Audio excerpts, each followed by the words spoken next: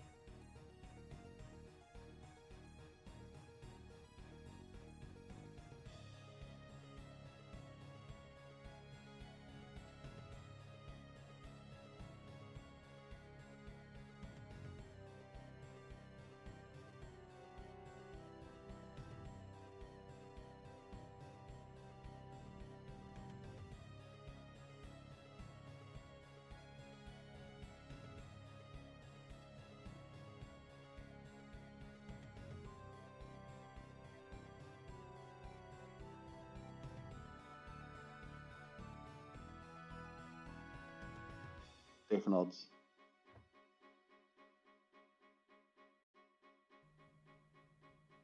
Give me 1 second. What are our avenues to call for backup, by the way? I have a sending stone that links me back to Zeta. That's the... I'll be able to inform them if anything has gone too bad. There is a Peacekeeper cordon, and obviously we have a extraction vehicle in place in order to pull us out if need be, and to pick up the Codex chamber. The Codex. Okay. In terms of extracting the Codex, it's pretty much I open a path to it and... Need a hole in the wall big enough for a vehicle. Alright. Should be doable. Backing up to it and loading it up. And everyone is aware of which way they're going once we breach through the main window. Yes. Dava would visualize internally, again, like the kind of structural pattern for his structural weakening rune that would make his job the easiest. That he can apply quickly and then like mentally go through the motions again, or like applying that and then punching through to visualize how that would work. And then nods. Axel will look at you, Caliban, and say, once we breach through the floor, I want you to focus on anyone who looks like they're trying to arm themselves with old artifacts, anything that you think is from the age of the goddess.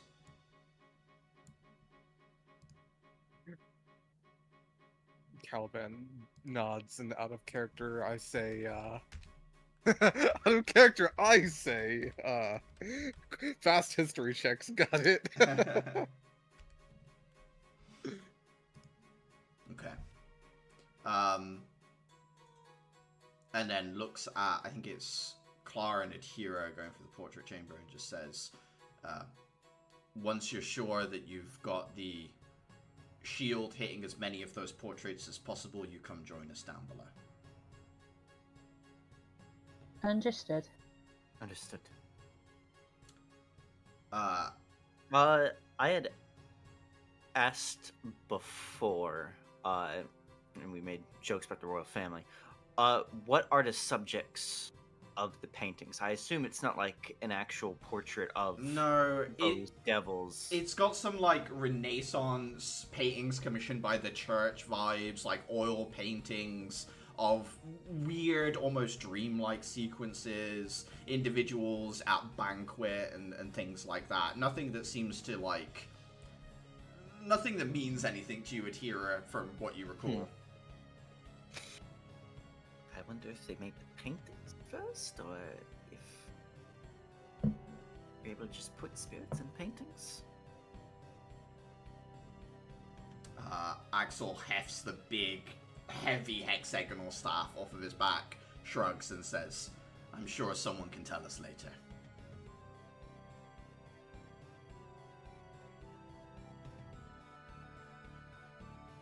Right. He kind of like gives you a thumbs up, rounds the corner, and begins one stride, two stride, moving as quickly as possible towards this like big plate glass window.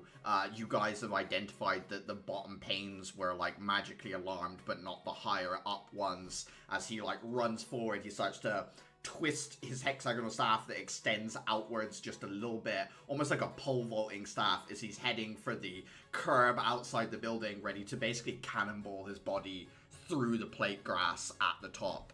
What do you guys want to do? How are you following?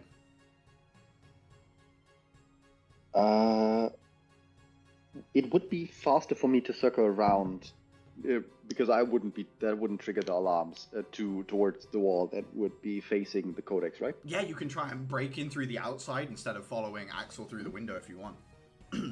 Yeah, I'd try to have positioned myself that way a little bit ahead of time if possible. Yeah, so you would have, like, as he gave you the thumbs up, you would have been moving away. Uther, are you going with your companion outside, or would you like to, like, go through the window with Axel and sort of meet in the middle with Dafer as he punches in through the outside? I think I would like to meet in the middle. That way, if there is some kind of security presence, I can have them distracted at the least. Yeah, absolutely. Portrait team, how are you going about this? Just running as quickly as possible alongside Axel, or? I would say so. What kind of form is Clara using? Form? Human. Like, I don't have another one. I mean, like, how does she run? How does she move? Quickly? I don't really understand the question. Adhira's keeping low. Almost a little bit of stealth to it. Mm-hmm. Are you? Well, I'm gonna worry about stealth when we get there. I'm fucking legging it. Yeah, absolutely legging it behind Axel. Caliban, I assume the same from you, just running as quickly as possible.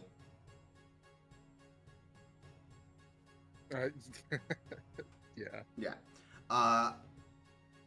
Axel's staff impacts into the curb, ends up going off on this big arc, shoulder first into the window, that for the briefest moment offers resistance before just crumbling out, like fracturing apart into fractals and shards.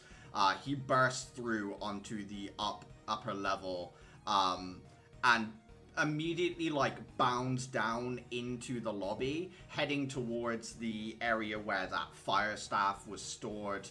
I think for the rest of you that have followed him, either Caliban, you're going after him. To the left-hand side on the upper floors is the portrait chamber, and on the left-hand side on the lower floors is the codex chamber. Uther, give me a perception check.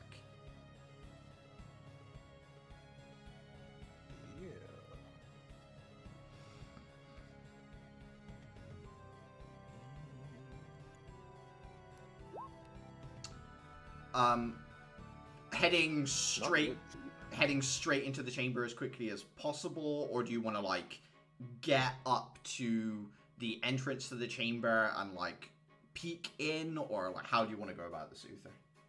I was gonna try to peek in and work my way in, yeah. Give me a stealth check.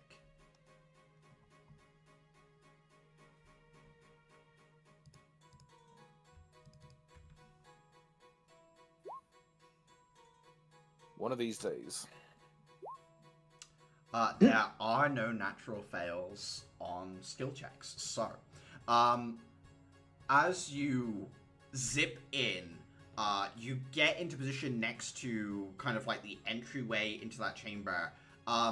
There are two individuals who are at the codex.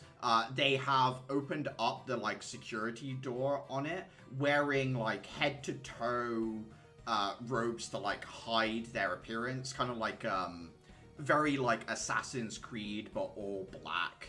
And it looks like they are taking this cast circle and putting it down at the base of the codex, like trying to like loop it over the top at present. And you can tell they're in a hurry because they've heard the smashed glass. It looks like they're in a hurry to do what they're about to do, Uther.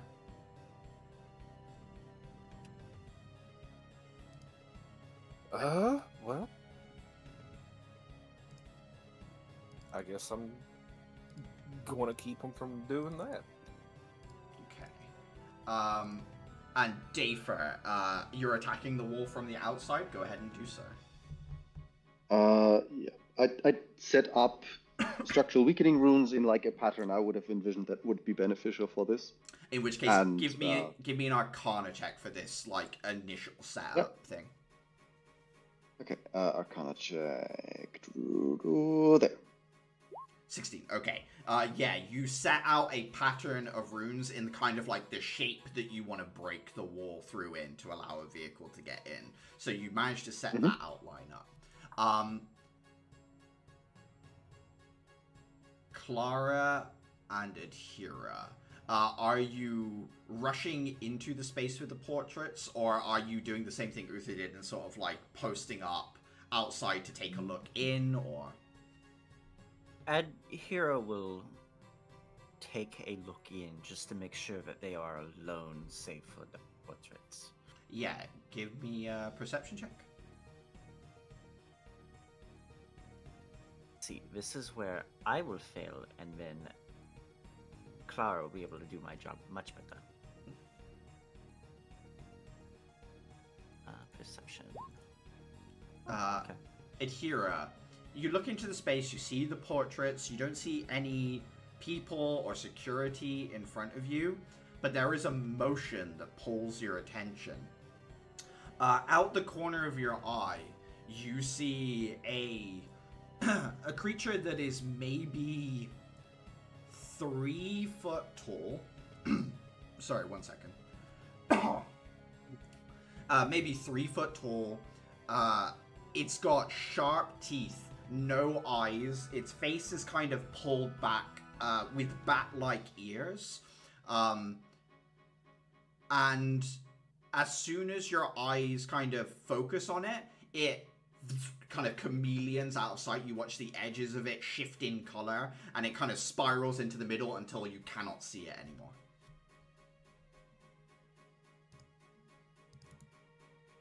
She's gonna sort of push herself flat back against the wall and turn towards Clara. We have company. It's definitely not human. Fun. It's like those lizards that turn different colors and blend in. A chameleon.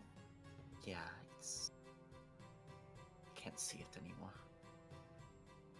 I'm going to assume you don't mean it's a chameleon, more No, than it's like a chameleon. It's like a chameleon. It's looks more like a bat. Wonderful.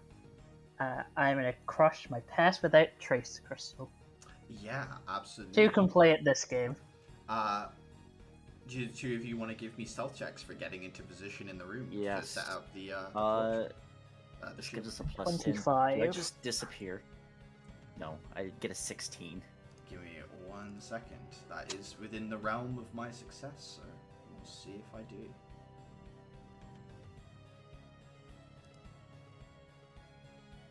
Uh, 16 is enough. Luckily, Pass Without Trace does its work. Which one of you has the shield on you? Which one of you is, like, trying to set it up in a position? It's gotta be Adhera. I'm Yeah. far too weak. Okay. I also did mention I've picked up the snare crystal, so I'm going to set up the snare while she sets up the shield. Yeah, absolutely. Adhera. There are the 3 portraits on the wall. You're pretty sure you can get all 3 of them in the arc of the, like, dimensional anchor of the shields. The problem is, to get all 3, you kind of have to, like, prop the shield up. It's not very stable. We take a sleight of hand check to try and balance it. Or you could get 2 of the 3 portraits pretty stably. The other issue is that even if we prop it up and leave, that thing could come by and tilt it over. There is something unseen in here, yeah.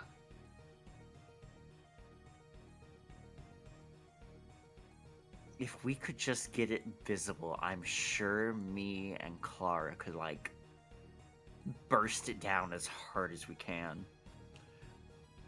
But as you stand in that space looking around, it is lurking in here. It seems to be playing this waiting game with you. It seems fairly intelligent.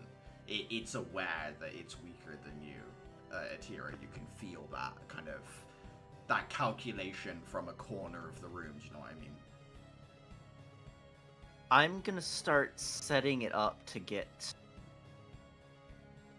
2 of them. I'm gonna forgo the focus of a sleight of hand check, and I'm going to try and communicate with Terminus. See if he can sense where this living thing is. Give me a wisdom check. Just a straight wisdom check.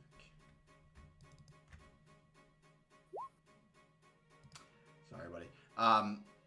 Terminus says, if a spirit wants to, it can hide itself even from me. It does not want to be found.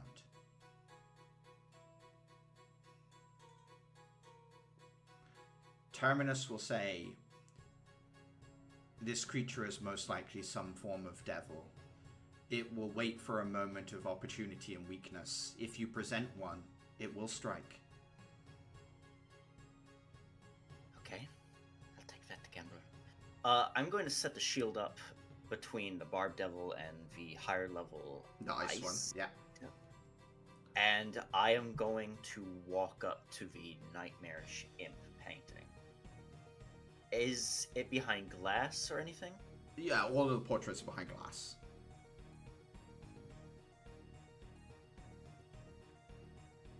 Any physical alarms that I can see? Not that you can see at a glance, but you're confident they're there, you know what I mean?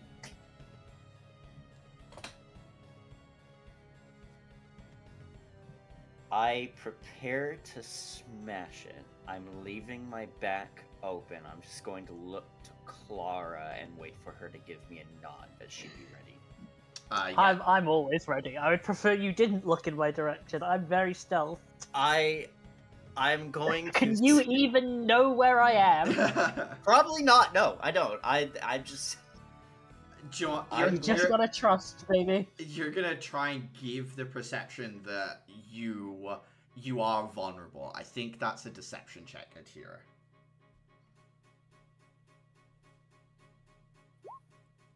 There it is. As you come up to the glass, there is something in you that is like wanting to take it, right? Like there's an idea of maybe I should possess this, and that moment of like avarice within yourself resonates with whatever this creature is, and it believes in its heart of hearts that you are distracted by the sin within you, and it will leap up and it will make one attack at advantage against you as it shifts out of its invisibility. Okay. 19 versus hit. AC. I need a Constitution saving throw. Okay, so you do take the poison damage on this as well. 6 piercing and 9 poison as its fangs sink in. Clara, you very much could have been poised, ready to strike if you would like to. Yes, please. Go ahead with advantage as it does not know you're there. Okay. 17. Absolutely hits. Okay, I'm gonna spend a stack of patience for this. I want this thing gone ASAP. 35. Yeah, more than enough. Slice it in half after the bite. It is gone. The portrait is set up. You guys have your sort of job done in here.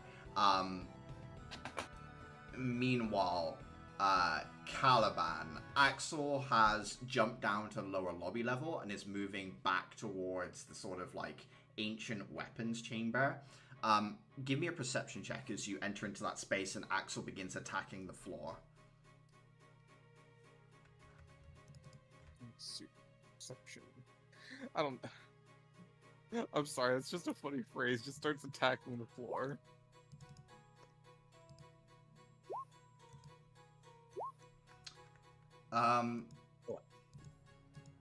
There is a pair of items in the cases, one on either side of you, Caliban. One of them is a ancient spear that is it looks like it's made of ice, but the tip looks like a frozen flame, like literally someone froze fire and sharpened it and put it on the one end of it. And the other object in here is a bangle with a huge amethyst gem that's been smoothed out, and you can feel a protective magic sort of radiating from this bangle as well. I don't know if either of these would like draw your attention, but you can see security systems are beginning to kick in, and the two objects are starting to lower through the floor, like drop down, but it's like a slow motorized thing. I'm going for the bangle. Going for the bangle. Give me an athletics check. There is like or an attack roll against the glass. Either one, Caliban.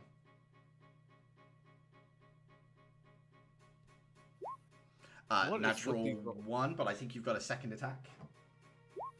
12 will hit glass, so go ahead and roll for damage. 11. Your weapon pierces in, goes straight through. Give me an athletics check with advantage to try and finish the glass off by like wrenching it out. 16 is enough. As you twist the blade and pull, the glass shatters and the bangle is like about to disappear through the floor, reaching down to grab it. I was in my mind. It was like like hooked on the sword. Yeah. Yeah, absolutely. Yeah, you like drive the blade through the bangle, twist the sword to like break the glass and lift it up.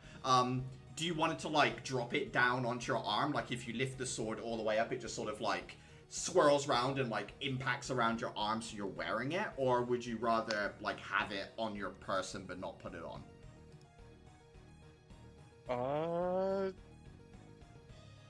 Let's see what it does first and foremost. Okay, so what its traits are. I mean, you give me a history check.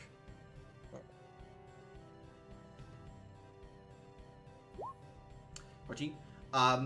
You recognize the gem on the crystal as not being crystal, but being a old form of magic that the goddess could direct her magical energy into gemstones, so people would often like bring gemstones to her to be blessed. This amethyst in there is blessed by the goddess. You can also see a little bit of the descriptive podium that's sinking down into the ground. It mentions something about protective barriers conjured from the bangle. I'll put on the bangle. This bangle has 30 temp HP in it. As a bonus action, you can grant that temp HP to anyone within 30 feet of you, and you can do it in sets of 10. So you can give yourself 10 temp HP, someone else 10 temp HP. At that, once all the temp HP is gone, it's sort of like run out, basically. I'm guessing it takes a while for it to recharge. It will never recharge. It is old goddess magic. Well, technically, it can be recharged by feeding it crystal. Fair enough. At this moment, Axel slams the hexagonal staff down into the ground, twists another section of the staff head, and you watch as black powder is dropped into the ground. He takes his cigarette lighter and like flicks it as a spark ignites and poof, blows through the sort of like fractured floor that he's already created, and the two of you drop through the floor. Give me 1 second. If I drop through the floor, can I see the spear also being taken? Yeah, so give me 1 sec, and then I'll... So you and Axel are down in secure storage if you want to drop yourself onto the map here, Caliban. Secure storage. Okay. Give me... Oh, there's an old initiative order in here. Don't need initiative quite yet, I'm just getting myself ready.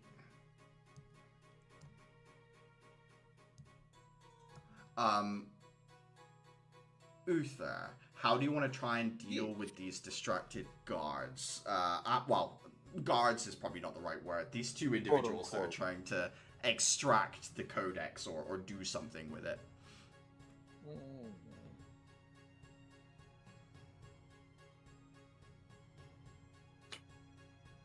That is a good question. Ooh. Did I really not use that? Do I still have that? What? What is it?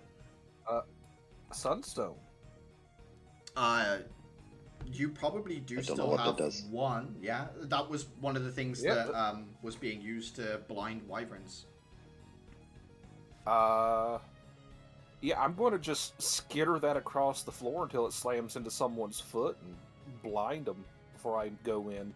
Yeah, give me a sleight of hand check. We're doing this one live because I sure don't have that skill. 7. I'm afraid they both notice the stone. There seems to be a moment of recognition. They turn their heads away, but I will still give them con saves. One of them is blinded. The other one is not. Then I'm going after that one. Yeah, okay. Running up, attacking the blinded one. Do so with advantage. No, I'm going after the one that isn't. Oh, blinded. yeah. In which case, yeah, you probably just give me a stealth check as you run in. I think that's the... There we go. We're starting to get the rust off. He in his head, traces back the direction the stone was skittering, and really without seeing you, turns towards you, raises his fists in like a martial arts sort of fighting stance, and yeah, unfortunately no advantage on your attack, Uther, but you can still attack. But it is the first time I will have drawn my sword in this combat. In which case, back to advantage. I felt like a fucking scene from a Yu-Gi-Oh anime. Like, no, you activated my trap card. I don't have that, so turn that off. I have that, and I presume an 18. 18 would hit. At the last second, puts their hand in their pocket. You see the glow of crystal through their pocket. A shield springs up, and your sword hits an arcane barrier. Okay. Dafer, go ahead and give me an attack roll with advantage against the wall outside. Attack, that would get +1 as I would have magic weapon on my weapon. Yeah, absolutely. So that is sooner or later. That is a main attack. That is without overload for now. And that is a normal gauntlet attack. At advantage, that's a 22. 22 absolutely hits. And I think because of That Siege, is- it's an automatic crit, so go ahead and roll an extra d6 on top, right? That is also not the correct strength score because that was my correct strength score is 14, not 13. So that's 3 damage. Okay, and another d6 on top. Yeah, that's So that's 5. 8 in total. First punch, hairline fractures from the point of impact going out to each of your weakening rune. You see it like spider webs out from where you hit. You have another attack. Yes. Main attack, not overload, normal gauntlet attack. That's a 23. That's An extra d6 on top.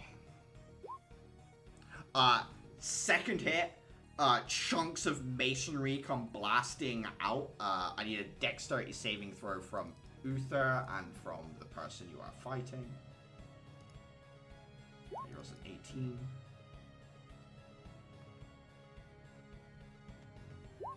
At 19. What's your DC, Dafer?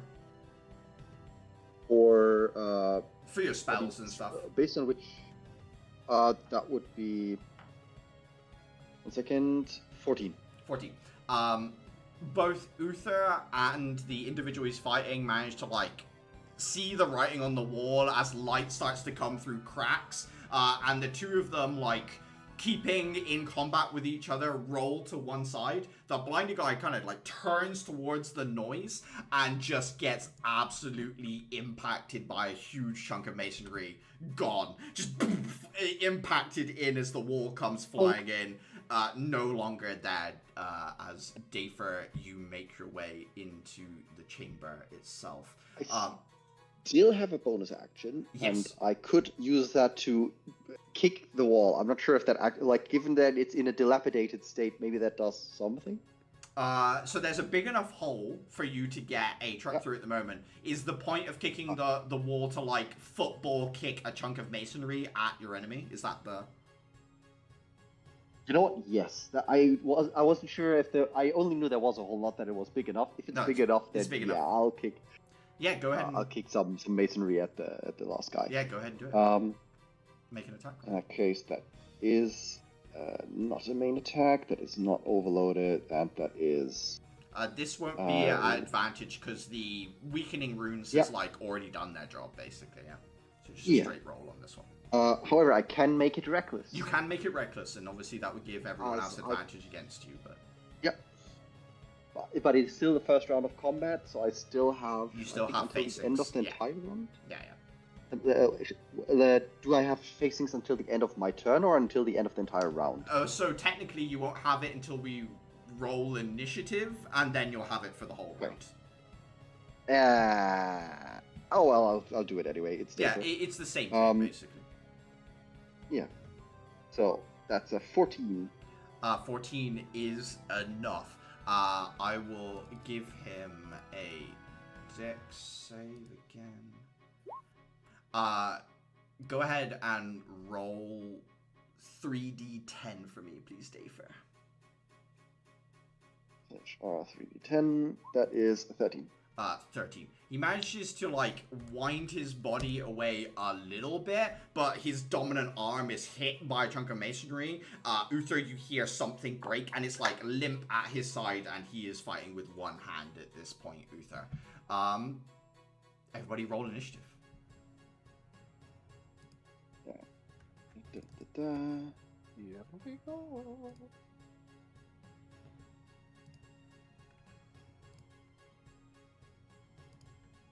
Imagine being surprised by the wall break. They never expect the Kool-Aid guy.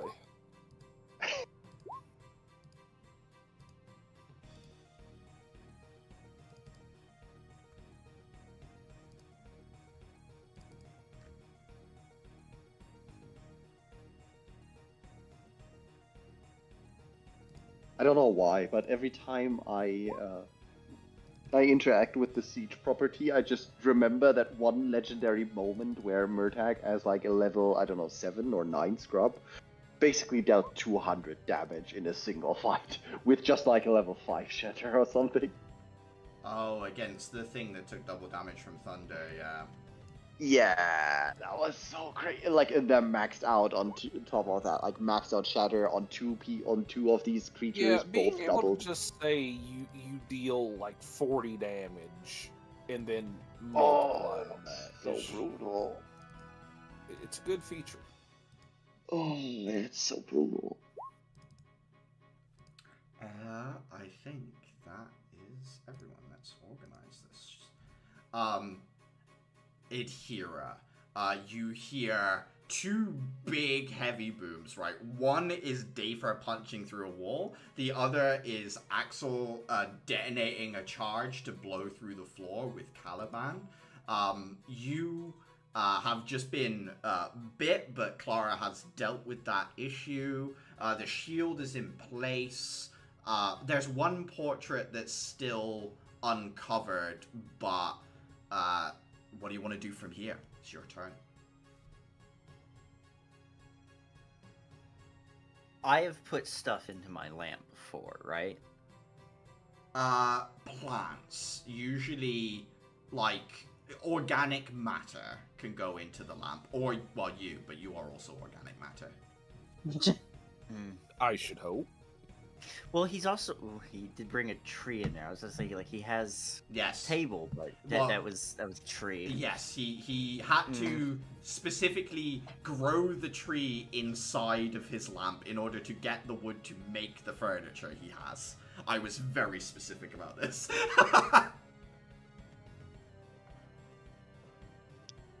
I'm going to have that moment of hesitation, and then I'm going to turn back to the portrait and just whisper in Sylvan, "I'll be back for you." And I'm going to leave. With my action, I'm going to try and, like, dash, speed up. And for my bonus action, I'm going to enter the Wraith Step. Yeah, where are you heading? I'm heading down to the egg first. Oh, where the Chimera was? Mm-hmm. Then you're heading for the deep labs, so you're going straight Yes. down, yeah.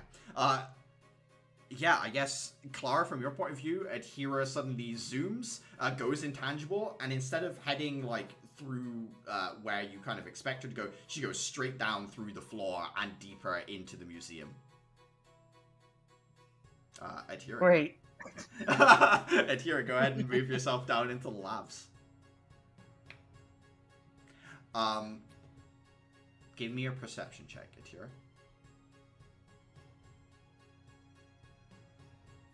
4. You find yourself in a chamber. There are 20 eggs arrayed on little pedestals. There are tubes feeding into each of these pedestals, and you can see organic matter being pumped in through some tubes, like almost like blood, and then through other tubes is a slurry of the gloaming powder and like water that's been mixed together, and all of these eggs are in like a mixture of blood and deprived like powder, like a mixture bath that each of these things are in.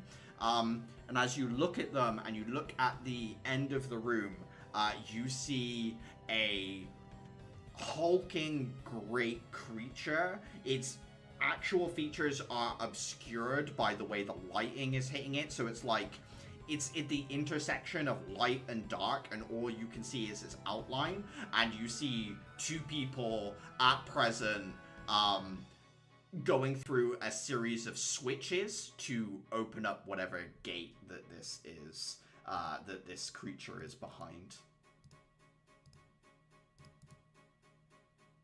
Okay. I think that's your turn. Yes, Atir? Mm-hmm. Yes. Give me 1 second. The person fighting Uther is just going to keep going for Uther as you're the person within 5 feet of them. Natural 1, 23. Yeah, that'll hit.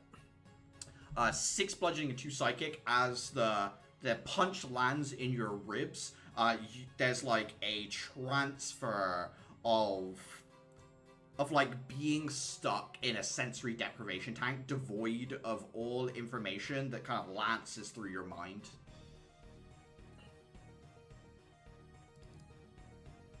Oh, okay. That you, no, that's him, and then That's him. this recruit begins pulling a lever. 13. 1 lever is flipped in front of you, Atira.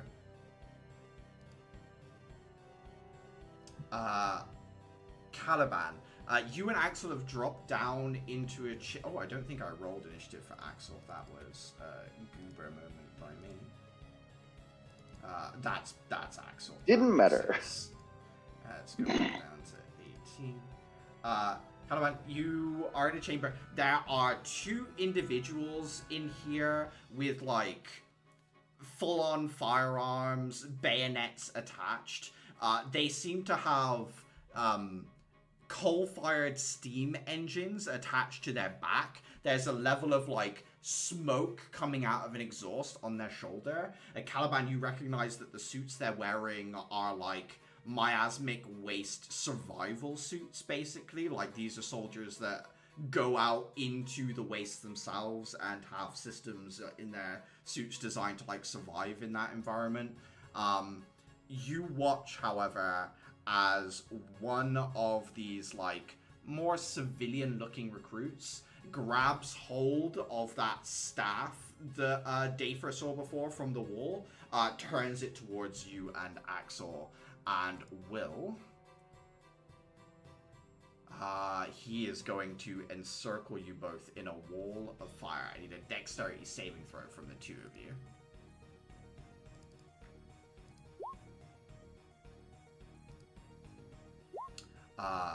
Both of you take 29 fire damage, Caliban, as a roaring wall of flame created by the goddess's own power just encapsulates the 2 of you, and you are caught in a circle of flame. Caliban, it's your turn.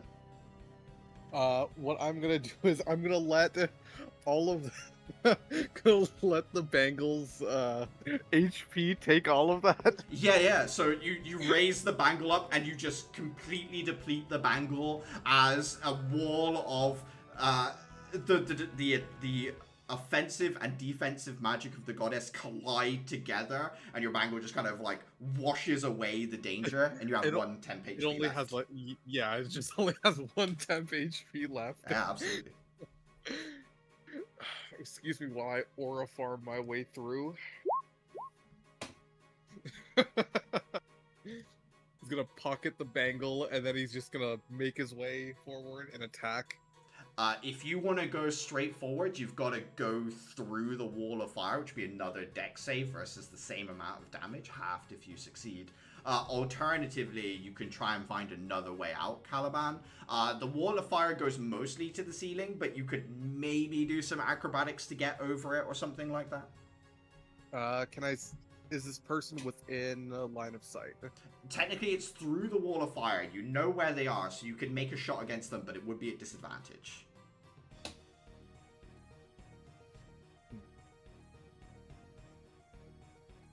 I'll take that risk. Yeah.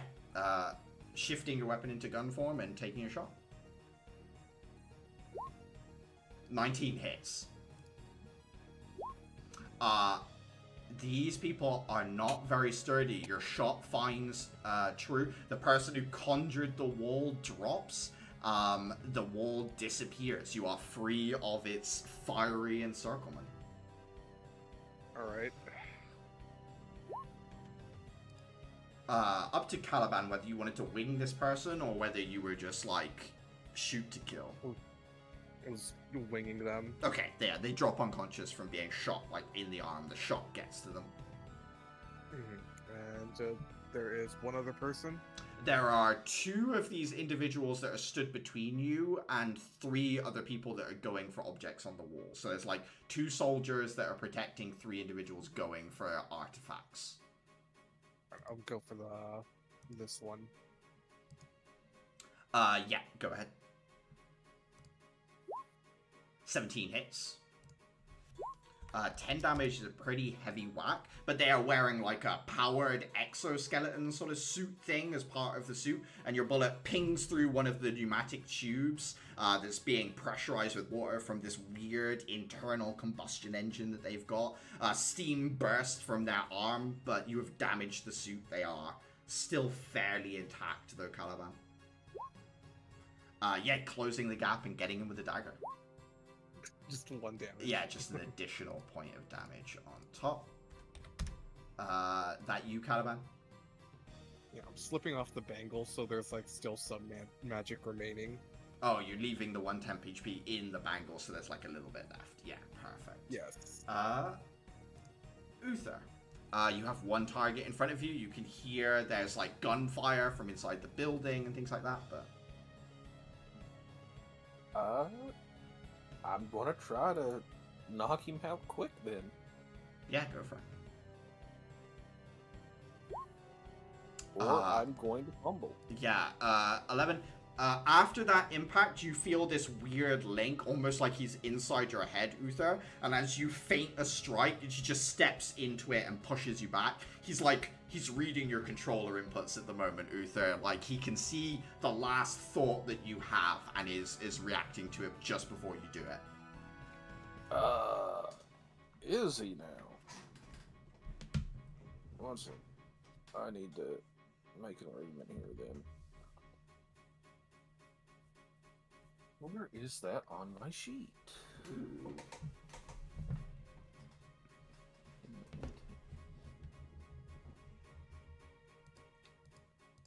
I keep instinctively trying to position myself where I know the camera can see me, despite the fact that I also know that the camera is not on. I'm like...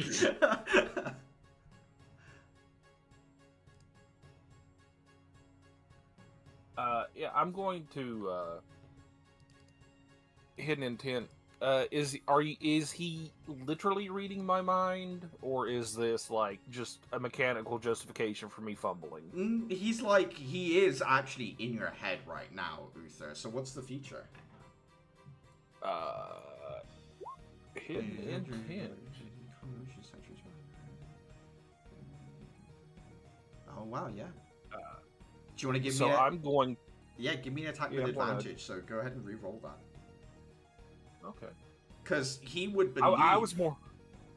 Okay. He would believe that he can read what your mind says. Yeah. Shit. Oh.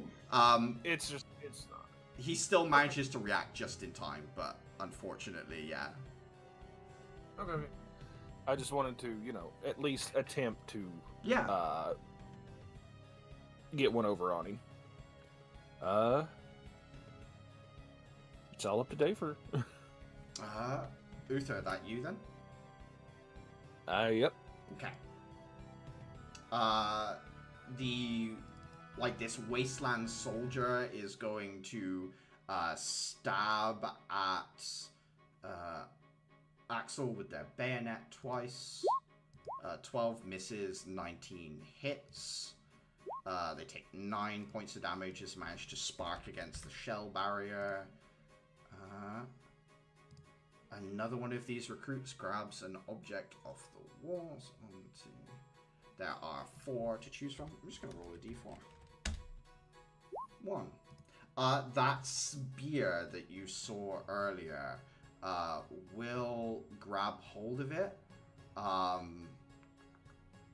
They will point it at the one that just stabbed Axel, and a barrier of fire kind of pops up around the soldier, protecting them. If Axel hits them, they will take fire damage, as they are kind of absorbed by this fire shield. Basically, Caliban, you see from I'll mark the one that did that with an orange dot.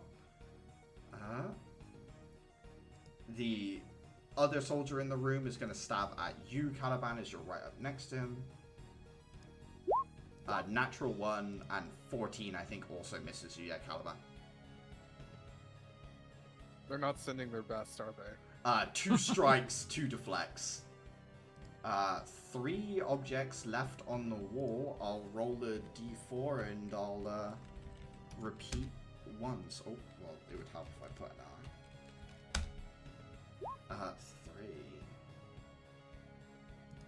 3.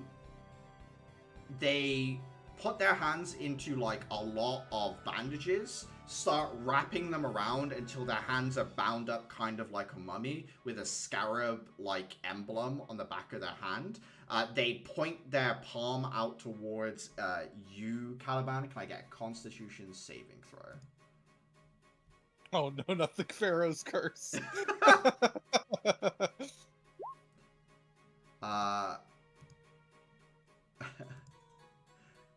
Second.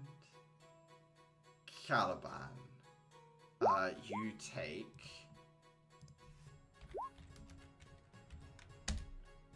5 points of necrotic damage, Caliban, and you are in fact cursed.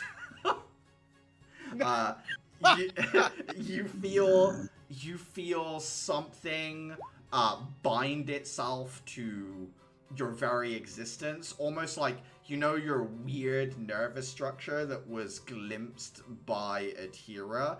It's almost like something tying itself nerve by nerve to your body, some like parasitic entity.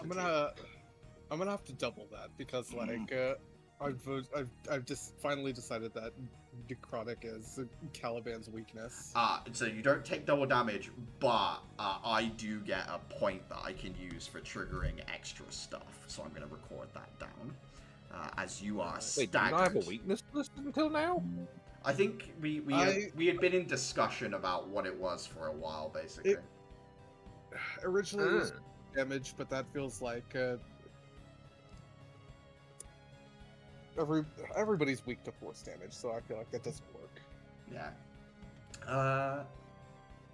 So that was this one, who I'm going to give a black dot, so not a black dot, purple dot, so I know they've got the wraps. Oh. I think there's only 2 things left, or is it just 1? Yeah, there's 2 things left. I'll just do a D2, because I realize I can do that on Roll20. 1. They grab a chunk of ice that seems like it's unmelting, unchanging.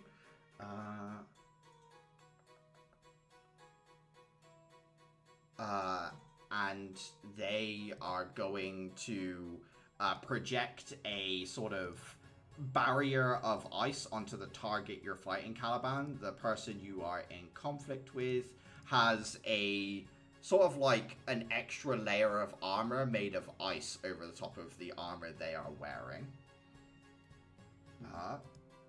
Clara, you have been left in the portrait chamber. Where do you want to go? Down the stairs. Yeah, so just heading down into the museum front. I guess so, because I don't know where anyone is at the moment. Yeah, heading down into the museum front, you can do that as an action, that's fine. Sorry, not action, just movement. You can see Uther and Dafer in conflict with a single individual. It looks like Dafer has blown out the wall. There is a vehicle starting to back into the codex chamber. You obviously hear gunfire and conflict as well from a room that's just off from you, which is where Axel and Caliban have gone to.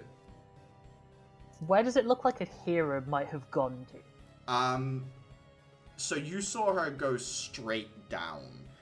Which means you'd either need to head to that staff access that you were bribed through, or head down through the hole that Axel made. So yeah, sort of down where Axel is, but off to the side, you would say, Clara. I'm gonna try and head through, like, the staff area, then. Yeah. You can bonus action dash, right? Or action dash, I right? can, yeah. Okay, so you get... I still have action dash and bonus action dash. Okay, bonus action dash, you get to the door. It is closed, you would presume locked. It's not like a heavy security door, but it is sort of in your way at the moment, Clara, as you get there. This is gonna go badly. I'm gonna attempt to just, like, kick it open. Yeah, give me an athletics check. 3. It's not that you can't do it, Clara. It takes you a little longer than you would like. Shell-boosted body, you do eventually break through the, like, metal lock on the door. So by the end of your turn, you're, like, at the top of the stairs. Give me a perception check, please, Clara. Okay. 16. 16. You see a giant red hand grip the wall at the bottom of the stairs where you are, and it looks like it reminds you of Envy. It's this chitinous shell that has taken the form of a living being. It is attached to what appears to be a heavily armed, you know, like, special operative with a gun. They are not heading your way. They turn left as if they are heading towards the secure storage room where the others are. Give me 1 second. Looks like that. Oh, God. I think that's you, though, Clara, right? Action, bonus action, movement, that's all of it. Yeah, I think so. Dafer. One target left. There's a vehicle backing in towards the codex. You can see that there is the beginning of a one-time use, like, teleportation circle that has been set up at the base of the codex, but it is unfinished at present, so it doesn't look like it's going to be teleported away. But if the person that Uther is fighting, like, has a change of heart and, like, tries to go for it, Dafer, they might be able to finish it in time. Okay. It looks like he pretty much has this mostly, I think. Yeah, the person he is fighting is bloodied. I think Uther is doing well enough. Could I, if I wanted to, let's say, actually, let me just pop overload. That takes my bonus action. Yeah. And then if I wanted to, this teleportation circle, how is it made? Is it just chalk on the ground? It's a solid crystal. So they've put a lot. There's like a solid crystal loop in order to make it so that, like, anyone can use it in a sense. So it's like a pre-constructed one-time use, burn itself up teleportation circle that you can see, Dafer. Could I just burn out that crystal by essentially punching lightning through it in the hopes of, or kicking lightning through it in the hopes of triggering the crystal reaction early, which basically, given that the circle is incomplete, it shouldn't trigger any teleportation, if I'm understanding it correctly. So you would need to come up with something that you want to will it into doing, Dafer. You could attempt to trigger it, but it's a pretty hefty amount of crystal, and if you don't if you don't imagine an effect big enough, that's gonna release a lot of, like, wild magic, basically, right? Like magic that has no direction. would we get to roll on the magic on the wild magic table? That is a possibility. I'm like a kid in the candy store. It would be the stupidest thing I'd do this campaign, but it would be funny as hell. Okay. How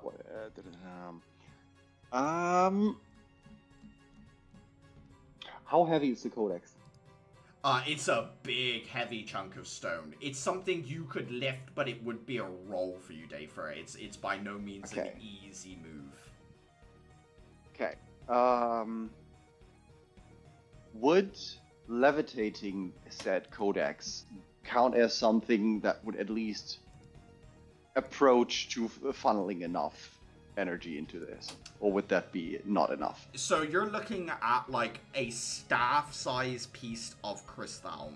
We're talking like it's trying to replicate a 7th level spell in a sense, right, Daver? Yeah. Like that's a lot of energy it's got there. Yeah. Okay. Okay. How would I?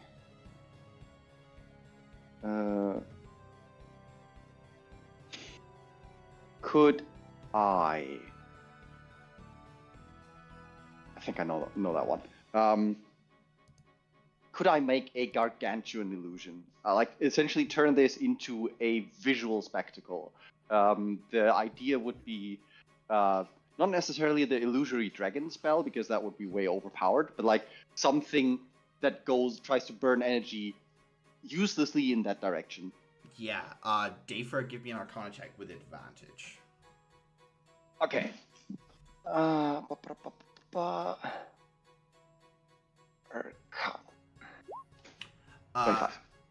You run up, and all of a sudden, the crystal, as lightning sparks from your gauntlet into it, erupts in a like planetarium-style display of the cosmos that just kind of like prints across the walls, fills the space as nebula drift by Uther and this glow-eyed individual in conflict.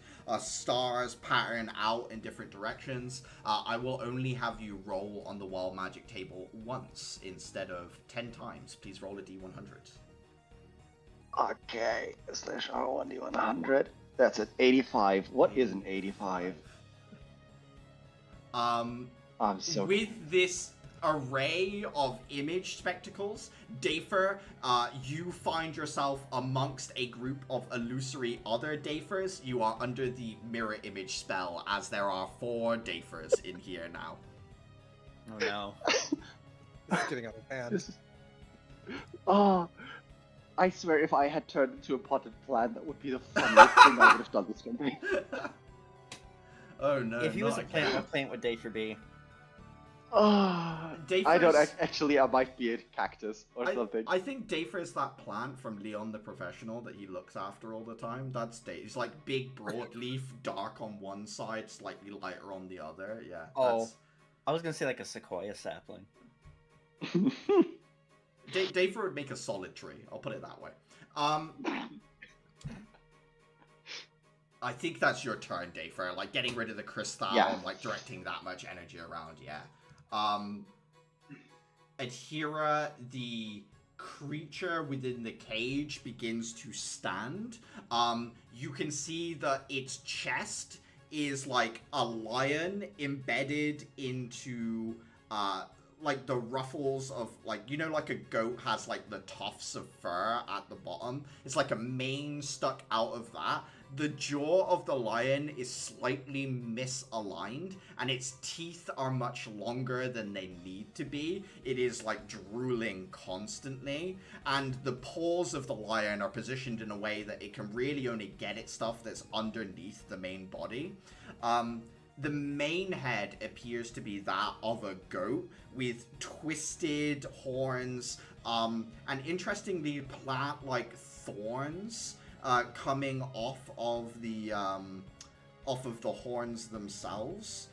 And most disturbingly is the head of a dragon, red scaled, coming out of the shoulder at a really uncomfortable looking angle. Its head takes up space of like where the goat's horns are, and you can see scratches on the dragon's eye where the thorns from the horn have like accidentally rubbed up against the dragon's eyes. And there are little bits of like molten rock dripping between the teeth of the dragon that have sometimes solidified, almost like, you know, when plaque solidifies into tartar. It's like around the teeth in these big chunks, as it gets up and starts like sniffing at the air nearby it. It's not out yet, right? Because they have to push a few more levers. Okay. There's one more lever, and it is that person's turn now. They will roll to see if they can get it. 10 was the DC. As they are on it, they're trying to get it shift down, but it looks like this hasn't been opened in a while at Hera, and it's stiff. The gate remains closed. Axel is going to...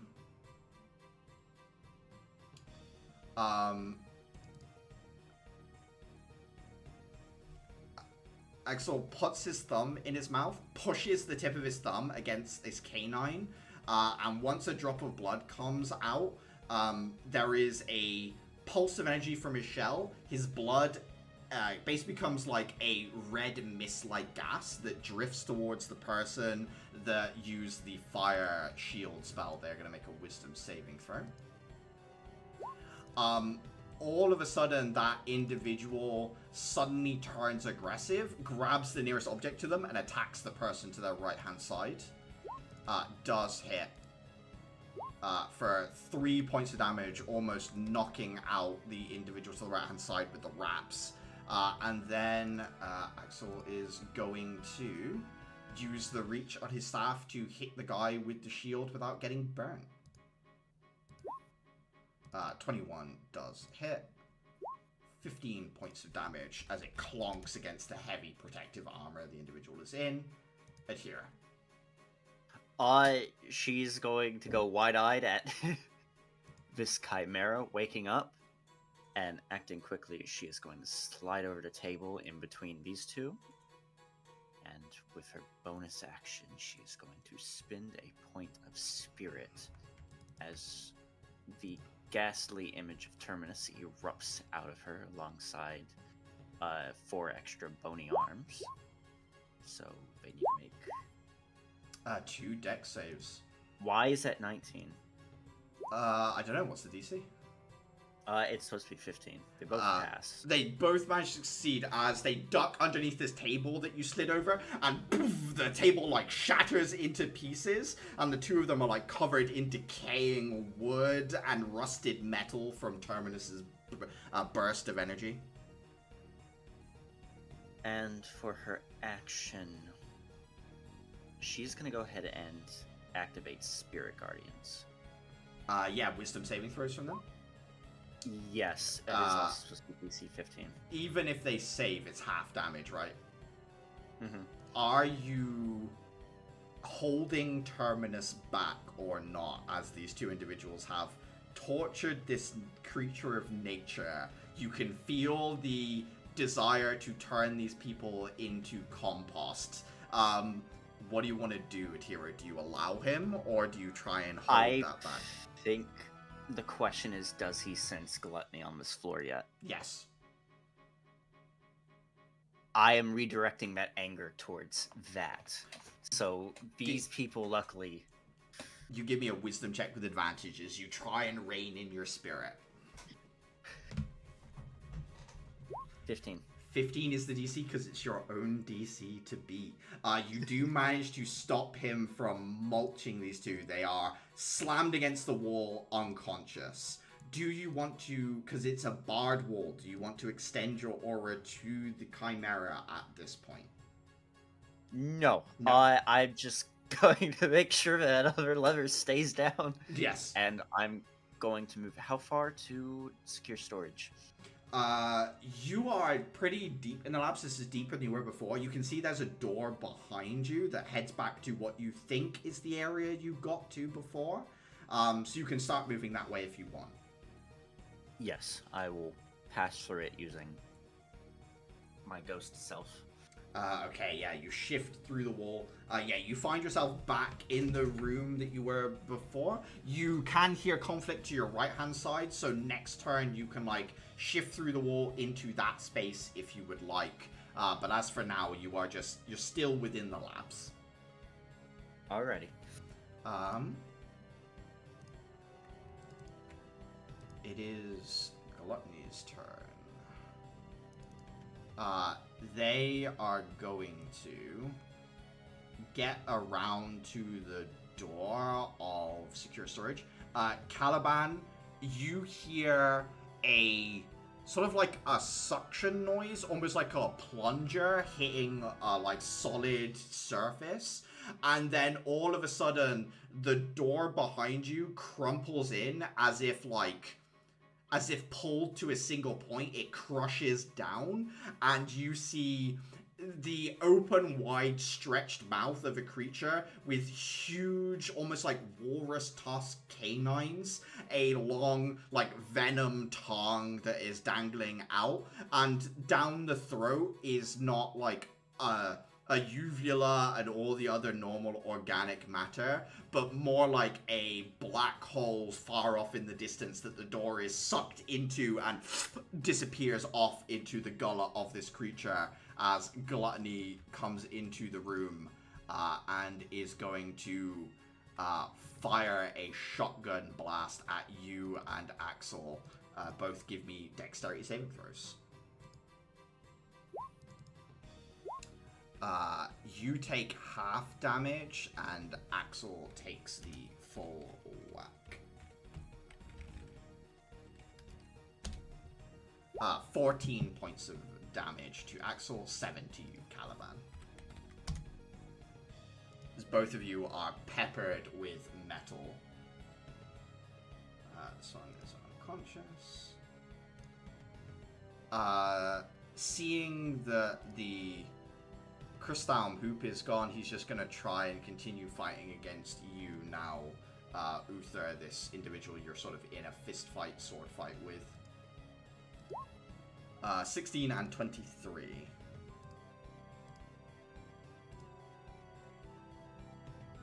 I think both hit. Uther might be muted. I was in fact muted. They both will hit me. Yeah, cool. 5 damage and 6 damage.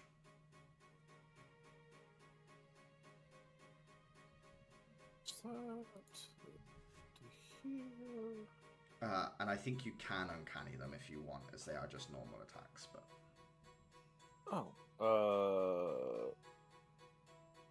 Then yeah, I'm going to uncanny that second one, drop it down to a 3. Yeah, cool. That will be his whole turn. This guy is unconscious. Caliban.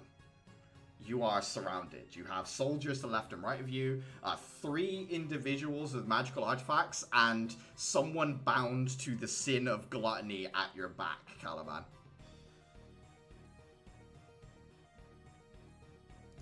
I see. Well, I'm surrounded, so as my buff comes on. That's which one cursed me again? Purple Dot, who just got hit in the head with a pipe. Okay. Well, moving away from this one right here means they'll get attack of opportunity. That is I'll correct. See if I can take care of that. You strike against the ice armor. It's more resilient than you were expecting. It sort of just like glances off of this protective blue barrier that's around them. 20 hits. It does break the armor, but does no damage beyond that as you manage to break through this protective barrier, Caliban, but they remain protected after the impact of your strike is absorbed. 24 will get through as well.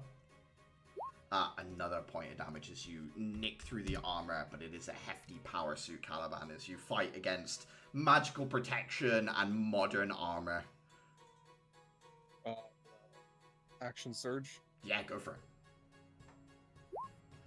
12 does not break AC as you manage to strike against the armor once more. 25 will.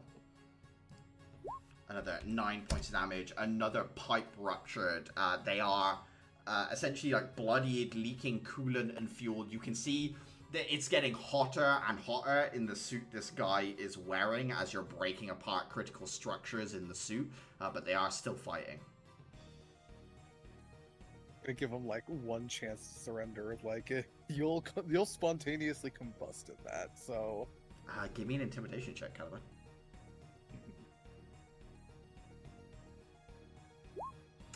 Unfortunately, he seems resigned to his fate. If he dies, he dies. You see that in his eyes through the slit in the helmet. Oh, great! Just what I need. A zealot. All right. That you, Caliban? That's all. Uther.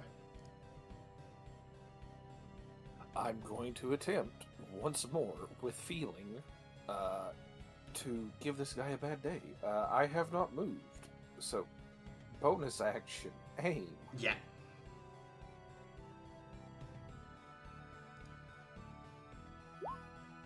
That hits. He throws up another crystal barrier. Your sword goes straight through it this time. It shatters on impact as you keep going.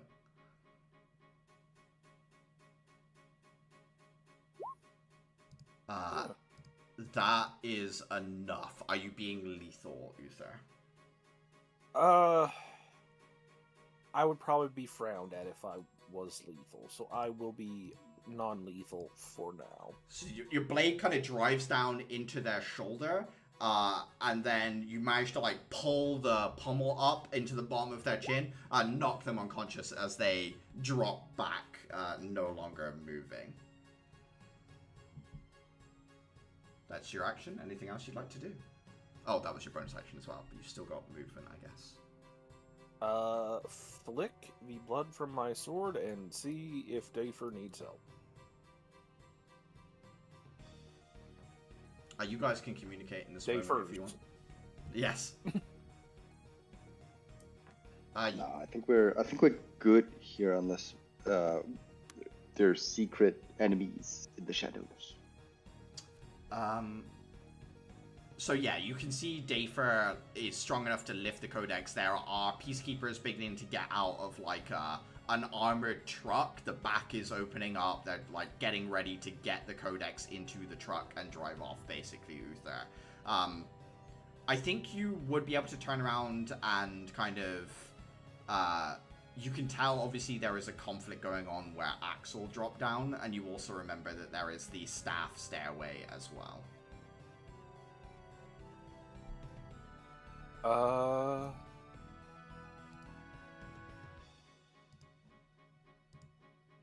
Sure, I'll head towards the staff room.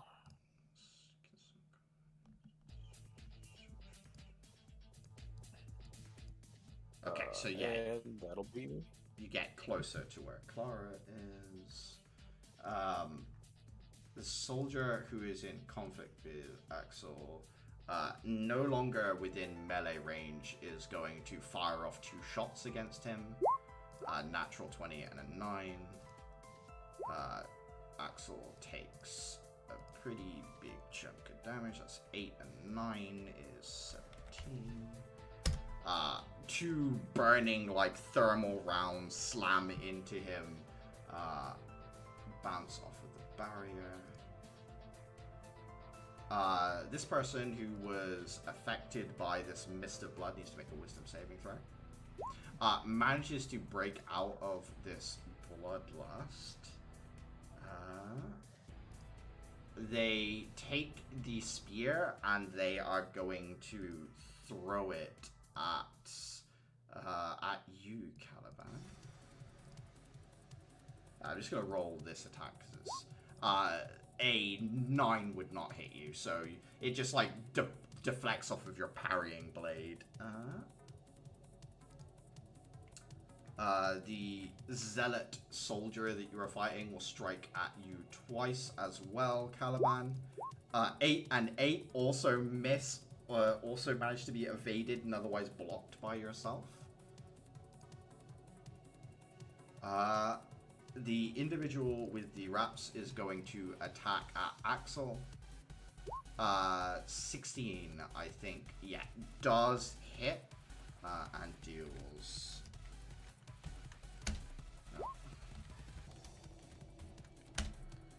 Deals 11 points of damage as bandages wrap around and start to like constrict and squeeze Axel's arm. And this is the Ice Rune individual who is going to put a protective barrier around Gluttony as ice forms up all over them, giving them basically immunity to damage once. Clara. I am going to try and sneak past everything into the lab. Yeah, give me a stealth check. And you still have Pass Without Trace up, I think. I do. 25 again. 25. There's only really one thing that might be able to see you. 22, you managed to slip by as Gluttony is taking up most of the hallway, but they're like crouched in, like hands on the door frame that they've broken, and in conflict with Axel and Caliban, so you're able to slip past and get towards the labs if you would like. Lovely. Do I pass and hear her coming out? Yeah, as she's like stepping through the door, like ghostly Kermit the Frog's jumping around her, eyes glowing green. Just... Hello. She takes a look at like the scientist like on the floor. I'll take it from here, I guess. You're probably better. Clara, you do see one of the eggs in this mixture bath is beginning to crack and hatch. Off to your right hand side, it's this white eggshell with like the golden laces through it that Adhira saw that was obviously like next in line. You can see it is beginning to open up. Yeah, I'm gonna take all, like, I presume the eggs are they like on something submerged, or are they just like in a box floating? Yeah, they're like, so there's like one egg per chamber, and they're sort of in like very textbook evil science-y tall tubes of liquid, right? Like they're sort of like drifting in the middle of these big vats, I think is probably the word I would use, a vat. What's the... I'm gonna quickly look around for, like... I need options. Like, a funnel, or some gloves, or, like, a pair of, like, tongs or something. Yeah, give me an investigation check.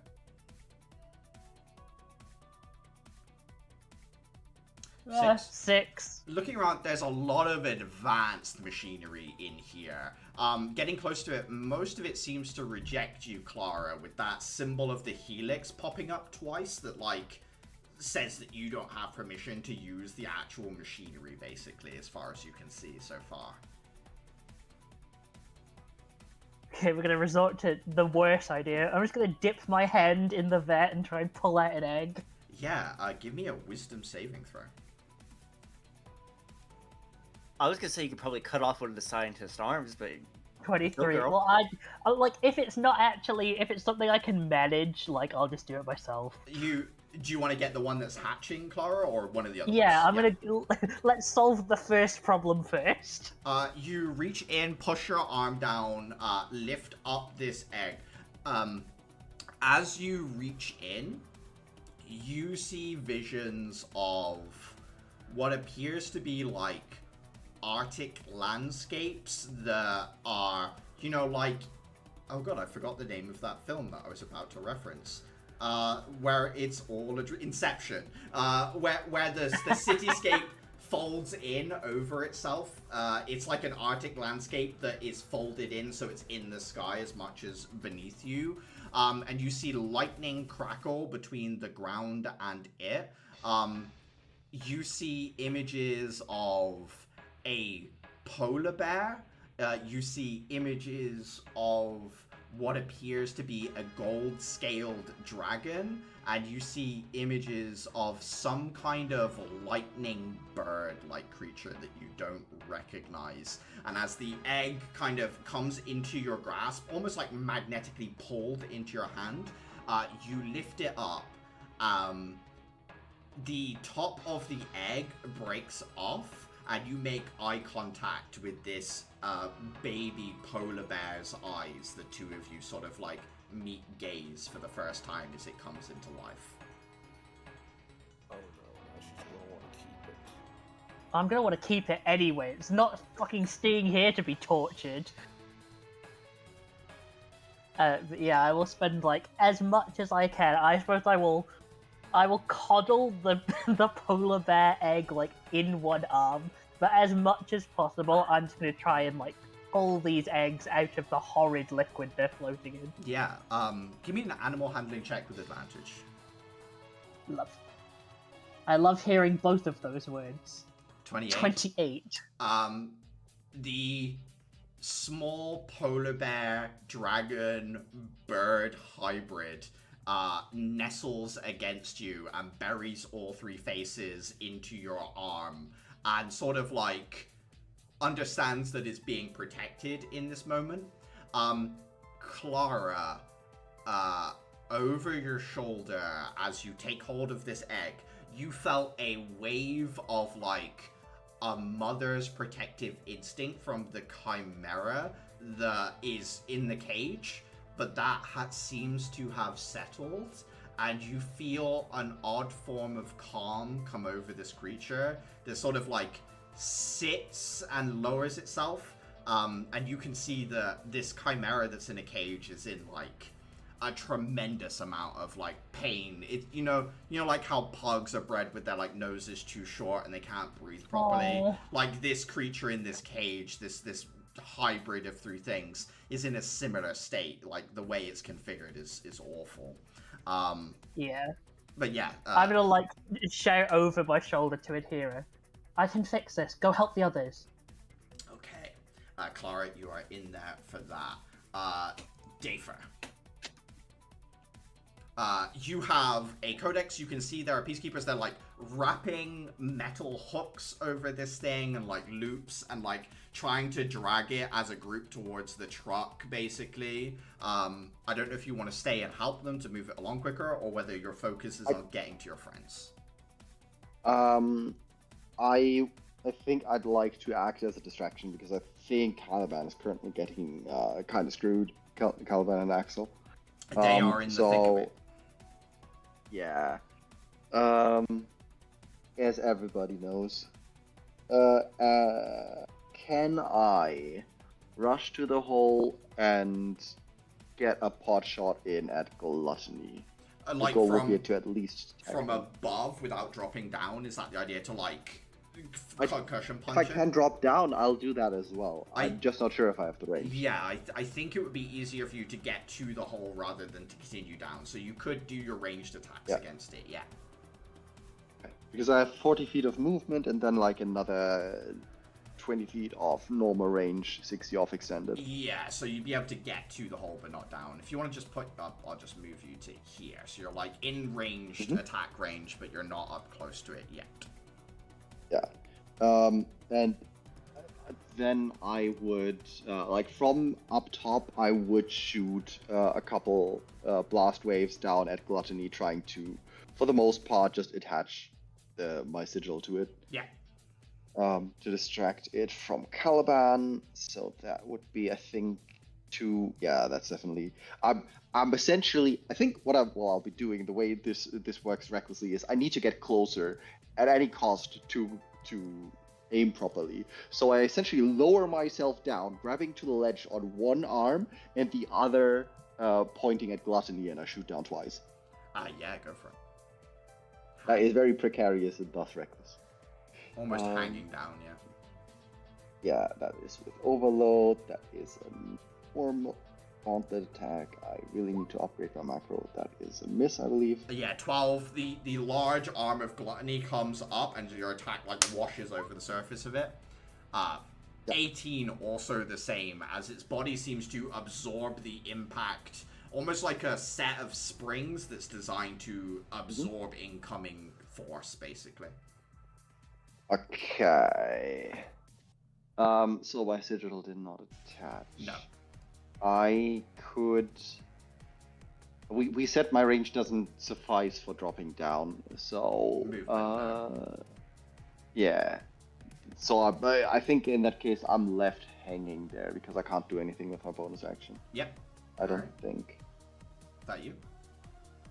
Actually, no. I'll point my see that doesn't work. I'll point my hand at Caliban and I'll be dropping 2d6 into him. Yes, healing. Yes. Basically, that. So that's 5 hit points for you, Caliban. Oh, fair enough. Making the best use of my bonus action that I can. Right. Much appreciated. This guy is unconscious. It is Axel's turn. Axel pulls a crystal from his pocket and is going to use the dark crystal he used in combat practice, you guys, as he is shrouded and covered in this ablative armor, effectively allowing him to rage without having to rely on his more animalistic form. Okay, give myself a little red dot for that. And then he is going to turn and shove as much damage as he can into this large gluttonous creature. 19 hits and 25 hits. That is 15 and 18 damage. 15 and 18. Both attacks hit. As a reaction, Gluttony is going to capacitate the last hit it took. As you watch as the kinetic force disperses across the surface of the red skin, it almost turns into pockets of kinetic energy that glow up like a purplish color, ready to be released at a later date. Akira. I move through the hallway and come into secure storage, yeah? You can go straight through the wall into secure storage, yes. Alright. I think if you want to, you can sweep past all the enemies in the room with the spell that you have on, if you'd like. Yep. Yeah, okay. Can everyone make? Yes, I can make a bunch of wisdom saves. That's the soldier on the left, so I think they do make it. This is the soldier on the right, which does make it. And I actually don't think it matters for the others. Do you want to roll damage for me here? Because I don't think it matters what they save. Yeah. Yeah, they will all perish. I need a wisdom check this time against killing these three. Just not at advantage anymore. And the DC is 15. No. You, as you enter in the space and Terminus, kind of enters the range of Gluttony, the tendrils of energy increase coming off of you, impact into the three, and they, unfortunately, do not survive this brush with decay. I kind of sweep around, fixing my eyes on Gluttony, and I'm going to charge him. Yeah. So just running straight at him. Are you attacking? Yes. Using my arms. First strike. 15. 15. As Terminus's arm comes up, so does Gluttony's, and the two of them cross-counter punch, impact into each other equally. Is that a hit or not? It misses. It does not break AC. Okay. Second hit. 8 will miss. Yeah, other arm catches yours. It does need to make a wisdom saving throw, however. Fails to save and takes the 13 damage. Bonus action, spinning around and striking with a backhand. Yeah. 19 hits. Alright.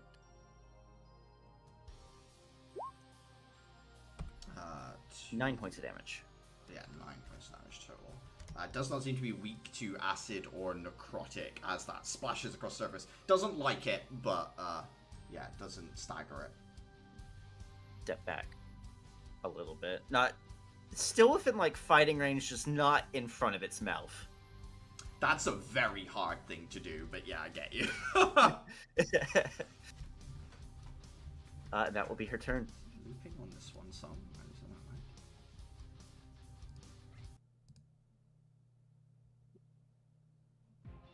right? Sure. That's your turn. It is the turn of Gluttony.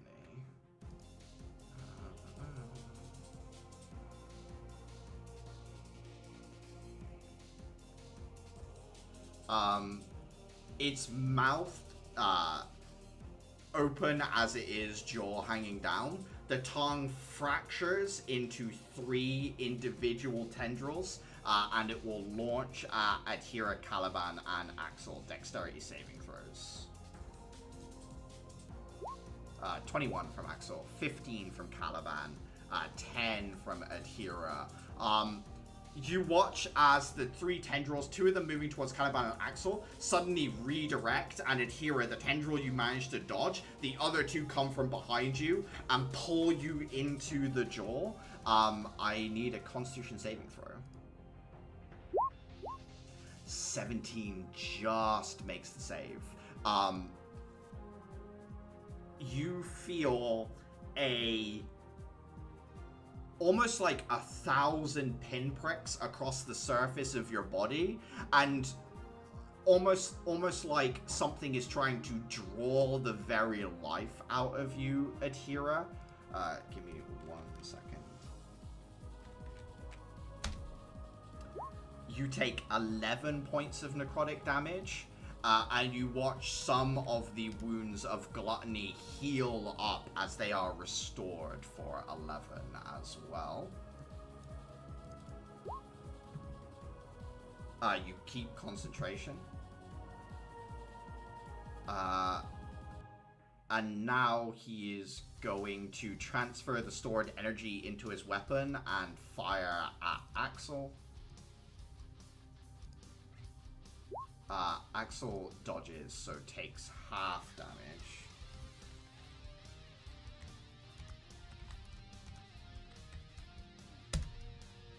...15 points of damage. I'm like pulled close in towards its mouth. You know? Yeah, you're like right in front of it at this point, Atira.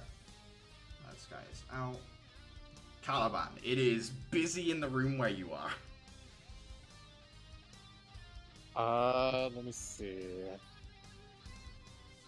See if I can take care of this guy as quickly as I can.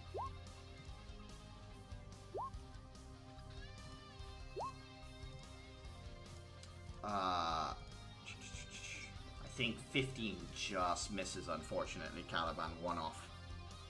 Damn. More time. 17 definitely hits. 10 damage. Doesn't look like you can take another hit like that, Caliban. Like, the suit is decently holding together, but it is starting to crumble apart. Damn it. 11 misses. You do as well see, Caliban, there are... oh, another wisdom save from Gluttony, thank you. Let me just... 19, so would have taken half. Do you want to give me another roll quick? 9 damage. Yeah. Caliban, you can see that across the other side of the room, there is a jacket that looks like it's made out of the inside of miasmic monsters. So they're like this almost like rubbery liquid material. There's like a tall coat. You can also see there are the wraps on that on the now dead individual. There is the staff that's burning, the cold shard, and the frostfire spear as well. I don't know whether you would like to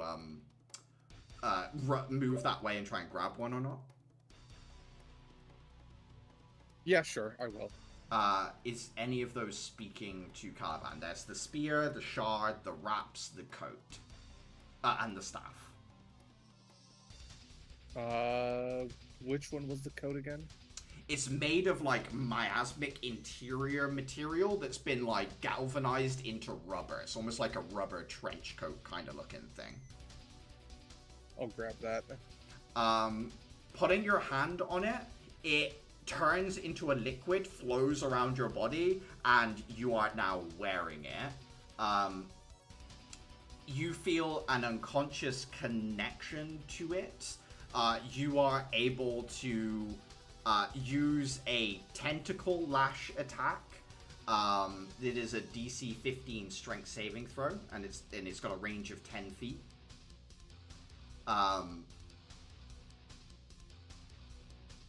You also feel like it might be adapted to aquatic life in some way, and you also feel like there's a regeneration ability on it, although you can't quite tell exactly what that does. Alright. One more thing. I'm gonna see if I can bait an attack of opportunity from this guy. Yeah, he will use an attack of opportunity against you. Natural one misses. Hold on. Do I have... I do have Riposte. Yeah, can you attack back as a reaction? Is that a thing? I can't remember. Yes, yeah, it's only if they miss. Yeah, go for Otherwise, I was gonna use Hellish Rebuke if they did hit. it. Either way, this guy's fucking getting hit. 11. Unfortunately, you're sort of like distracted by the coat that's applying itself to your body at the moment, Caliban, as your strike suddenly goes wide as it like wraps around your arm and stuff. Okay. That you, Caliban? That's all for me. Uther. You are around the corner from a big fight. You're like up a set of stairs, and if you go around the corner, that's where everyone else is. I'll go around the corner. This guy looks like he's still up. Technically, you would have to get past Gluttony as he is blocking the door into this room. Oh, so I'm more of... Okay, I was just following the arrows. Yeah, you're more like here.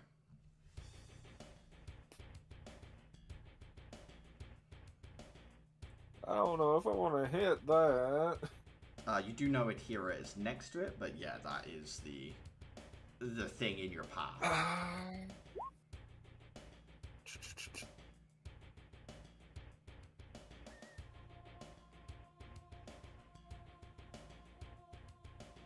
Is it aware of my presence? I would say no. No, it's distracted by the targets in front of it at present. Do I do that, or do I want to wait?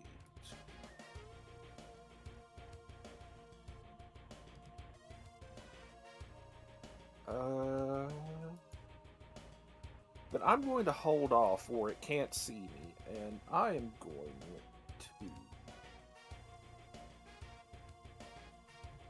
No, I'm talking myself out of it. Never mind. The second I do that, I'm going to get hit with I'm going to have to make a con save, and then I'm going to stun myself like a dipshit. So I will just give him a bad time. Or not. Do you have advantage because it isn't aware of your presence? Oh. One of these days, I'll learn the rules. 23 hits. Hey, look at that.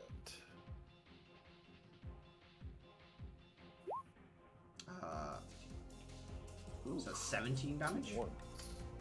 Yep. It will use its reaction to capacitate that 17 as kinetic energy lines kind of course across the blistering surface of Gluttony's body. It does still take the damage, of course, but... We are going to have to bait that reaction out of him before I do that again. That was a low roll. I don't want to get a high roll. I keep waiting for Clara. I was like, Clara's gonna hit this, and I'm gonna like unleash this at Adhira, and only the bottom half of Adhira will be left. Like, that you, Uther? Yeah, that's me. I about shot guava juice out my nose from that one. This Wasteland Trooper is going to fire twice at Axel. Natural 20. Geez, I rolled crazy on that. That's 13 and 4. And then another 11 as well. Another heavy, like thermite round goes straight into Axel's face as the tendrils of dark come up, but the brightness of the round kind of pushes that away. It scratches across his face as there's like a searing, immediately cauterized injury that breaks through the shell barrier and like injures his cheek on one side.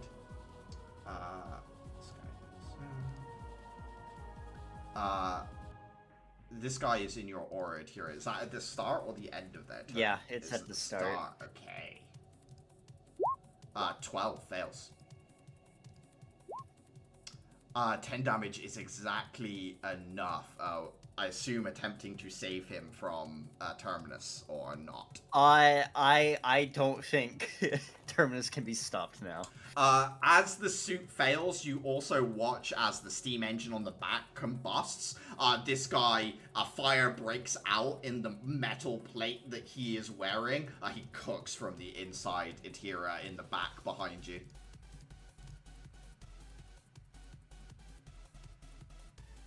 This guy is gone. Clara in the labs with the Chimera eggs. What are we going for here? How many of the eggs have I managed to rescue in the time? I would say half of the eggs would have been removed so far, so there is like another turn's worth of eggs if you wanted to get. Yeah, I'm gonna get the other eggs. Okay. Clara, you can feel that the Chimera under your arm has doubled in size already. You're now holding like a creature that is roughly the size of like a small dog. It is mostly polar bear with gold dragon running down the spine with its second head kind of... The dragon's head rests on top of the polar bear's head, you know, like sort of like on top of the fur. And then the bird head is sort of like off to one side of the two, and it has these big wings that crackle electricity, and you can almost smell the ozone of the air as it like just sort of like crackles around. Can you give me a Constitution saving throw as it like accidentally basically like tasers you a little bit as you're going through this? 17. You get like tased a little, but it does nothing more than like make you like your arm kind of like pull in a little bit for a moment, but it doesn't seem to be like, it's like just completely unaware of its abilities at present, right, basically. Clara's gonna keep like dipping her heads in and pulling out more eggs and just like talking at this thing to get herself through. Yeah. Like, if you keep doubling in size and keep trying to tase me, I'm going to have to put you down while I save your brothers and sisters. Give me another animal handling check. It in no way understands you, Clara, but the tone is soothing, and that's sort of enough as it like pulls its wings in and settles down, basically. But yeah, Wonderful. You will have rescued all the eggs by the end of this turn. Excellent. Dafer, hanging from a hole at the moment, you've got your turn back. Okay. I'm gonna remove these individuals from the map just to clean it up a little for me. How far away would be the place where Atira just mulched 3 individuals? I mean, you can move around in the room below you as much as possible. Like, I'm pretty comfortable with you guys moving around in secure storage. So you're trying to get to the artifacts, okay. You can definitely do that. Yeah, I tried to pick up at least the fire staff and the ice shard. If I can get all 3 of them, that would of course be grand. I'd yell something about objective secured. You can pick up 1 as a free action. You can pick up a second with a bonus action, and you can pick up all 3 with an action, bonus action, and free action if you would like. In that case, I'll pick up 2. I'll essentially vault get some momentum going while I'm still on the ledge on top. Like swing forward to like jump over Gluttony or something to here ish. Oh, you're dropping down drop through down. the hole anyway, so you'd just be able to drop into the middle of the room. Oh, right. Yeah. I drop over here. I pick up the ice shard and the scepter thingy, I think. The staff, basically, yeah. Stuff. Yeah. So the staff, as you pick it up, has 6 charges left, and you can feel that it can cast Wall of Fire, Fireball, and Burning Hands. You're not sure how many charges each of those costs, but you can feel those magics within it. And the shard at the moment only gives you resistance to fire damage. That's all you can feel from it. Okay. Yeah, that's fine. I'll pick these up. And at range, I direct 2 attacks at Gluttony. Once again, recklessly, as I think I'll just have 2 of these artifacts like under one hand and just with the gauntlet aiming at the rough direction of Gluttony, which should be fairly easy. Yeah, go for it. That's 2 blood attacks. Hits. And 18. Oh wait, no, 19 misses. Sorry, 19 is the AC it misses. Yeah. Second. That one. Okay. Perfect. That should apply the sigil. Yes. The rune. Yeah. Which was the main goal of this entire charade, and I move slightly in the direction of the last item. Make it easier to pick up.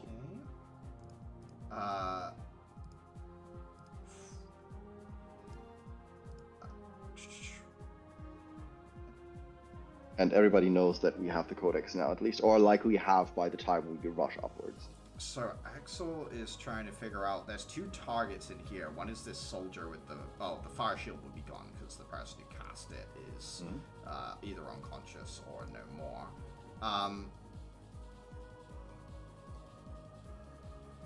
I think Axel will try and limit the amount of people because that last round really hurt him. So he's going to go for the soldier. 25 and 28 both hit. That's 14 and 20 damage. The individual inside that armor suit wasn't as damaged as the other. Looks like it is, like the suit is a little bit away from failing and combusting, but that was not quite enough in order to finish it off by Axel. Atira. Being pulled directly into its face, she is going to start slashing at it with the arms, almost more like clawing at it, and she's going to curse it in Sylvan. So, first strike. Hits. 25 hits. She is going to spend a key point, spirit point. Constitution saving throw DC 15. Yeah.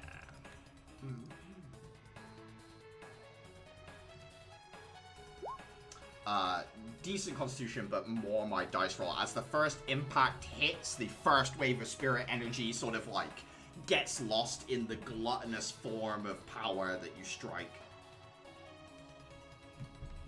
I think I'm gonna go ahead and use my reaction to Silvery Barbs that. Re-rolling.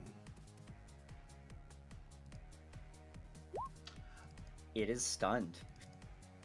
I will use its 1 legendary resistance. As you do slam it into it, it burns off the protection that kind of was surrounding it. It is no longer able to resist effects like that anymore.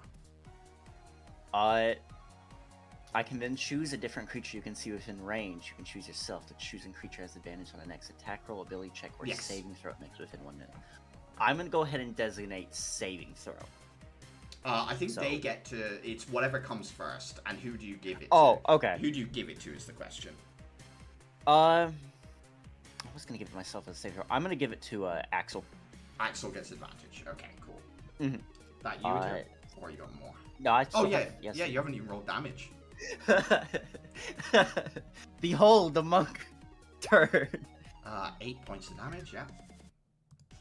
Second attack. It is diminished at this point, so like bloodied. 13 will miss. 13 misses. I will make. I'm low. I'm gonna spend a key point and dodge. So Dodging, yeah. yeah. It should be noted that it already has a disadvantage against you.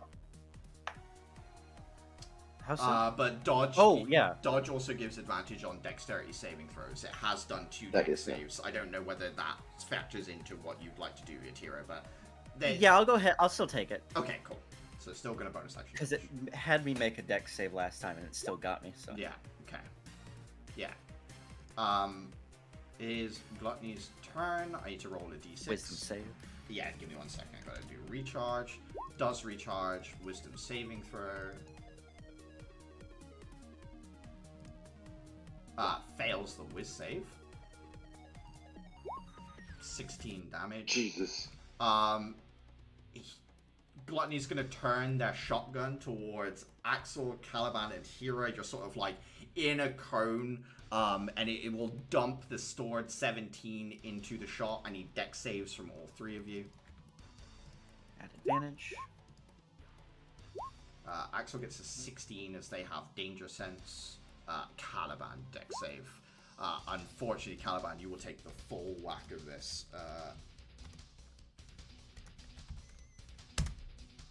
26 points of damage, 13 to Atira and Axel. I'm still good. I'm still good. We Kinetic. finally found something he isn't immune to. Bullets? Bullets! Caliban in the in the training room after this, just working his way up to buckshot. I was thinking the same thing. Just Like- shooting himself in the leg over and over. Just a mag dumping 9mm into his foot just to become immune. Screaming, You gotta start adapt. with what I think I need a wisdom saving throw from you now, Akira, as they try and eat the magic from the spell you're casting. They try and, like, dispel magic by swallowing the spell. You make the save. You feel, like, invisible tendrils from Gluttony's mouth begin to latch on to the information that is coming off of your body, and it tries to consume that, that spell from you, Akira, but you make the save. Caliban. I am approaching with noble intent. And by noble, I mean me.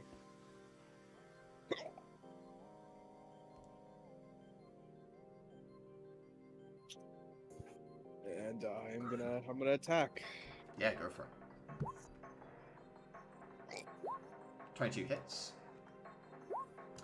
10 damage goes into Gluttony. It will not capacitate that. 12 manages to avoid that damage. And I'm gonna second wind. Yes, bonus action healing.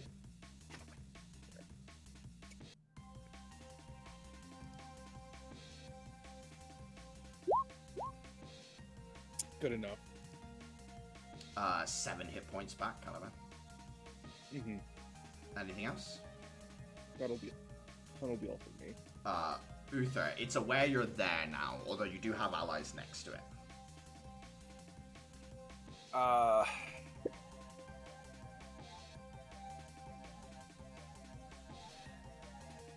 I am one of the worst things to have near this guy, though. Is the issue I'm having. You can try and slip past it towards the soldier that's in there. Be an acrobatics check to, like, get past it, though, Uther. Let me double check one thing. I forget if that was an action or a bonus action to activate.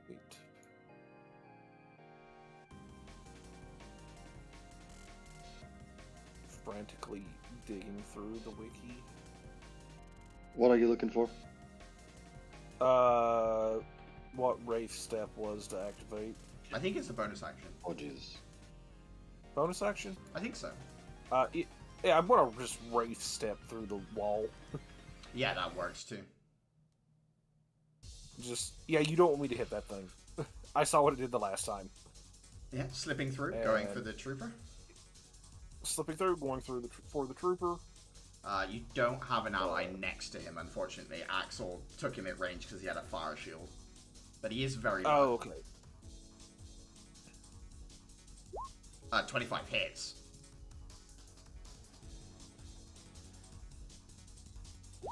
Uh, 16 definitely does it. As your blade hits, the inside of the suit fails, combusts, and he roasts in his suit as well. That's fucked up. Yeah, that's me. Okay. Clara, the creature has not continued to double in size, so it seems to be about its, like, baby size, about the size of maybe... Yeah, it's like a dog in size at the moment, basically, Clara. All the eggs have been rescued and put on a table, I guess, like, somewhere to one side. It's too many for you to, like, hold all at once, I think. I should try and make a decision here. I would like to insight the big chimera, or like animal handling. Is it calmed enough that I could reasonably let it out and it's not gonna go berserk? Yeah, give me an animal handling check. Fucking hell. Clara, looking at it, it is calmer. It is obviously a creature that is in some sort of suffering. It has been treated horribly, Clara. It is calm at the moment in the sense that, like, it trusts you with these eggs. You don't know if it would trust everyone. Like, you've definitely got its trust. Your companions, it might not see the same way, I think, is probably what you pull in this moment. Okay, I am going to shut the door to this room, Yes. and then I suppose I will go and look at, like, the levers and, like, handles and things to try and figure out which one I'm supposed to pull to free it. Yeah, you can see the lever. It's like half pulled down. There's like two big words released. One of them's pulled. You can pull it down to open the gate if you would like. Yeah, I'm gonna shut the door and then open the cage or the prison. Yeah. The like cage opens up.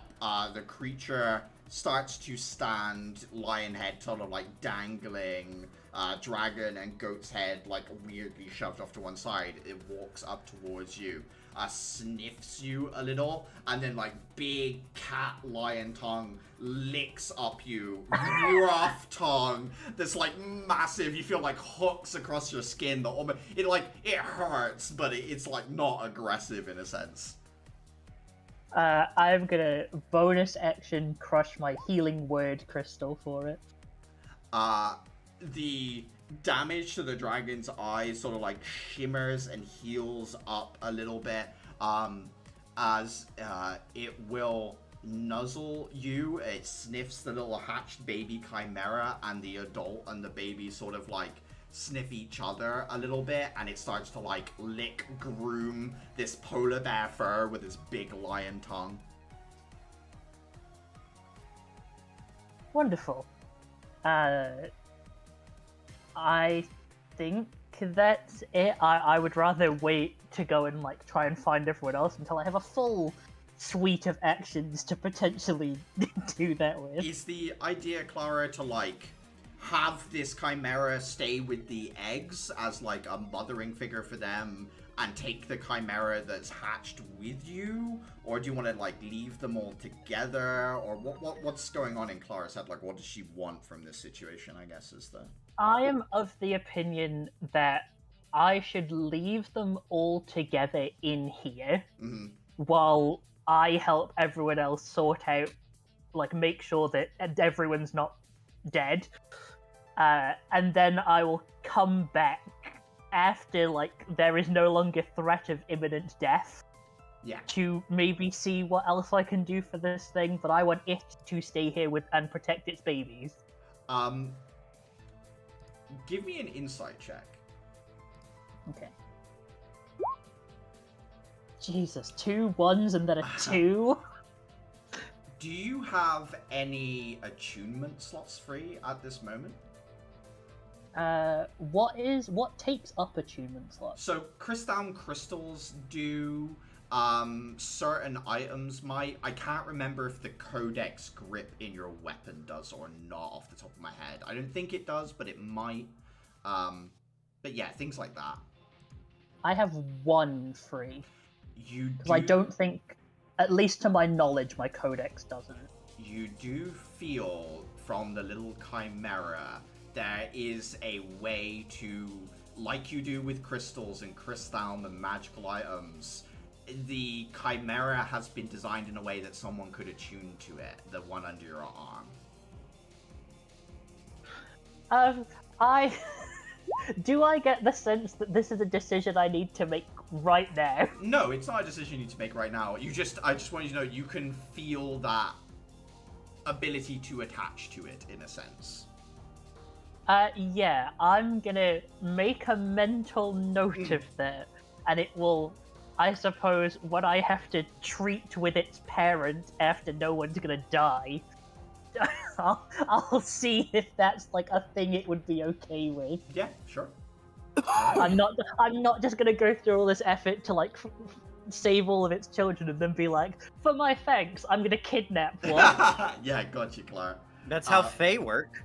All Yeah, right. but I'm not a Fae. But ignore my Sylvan language proficiency. I'm not a Fae. I think with that, it's Dafer's time.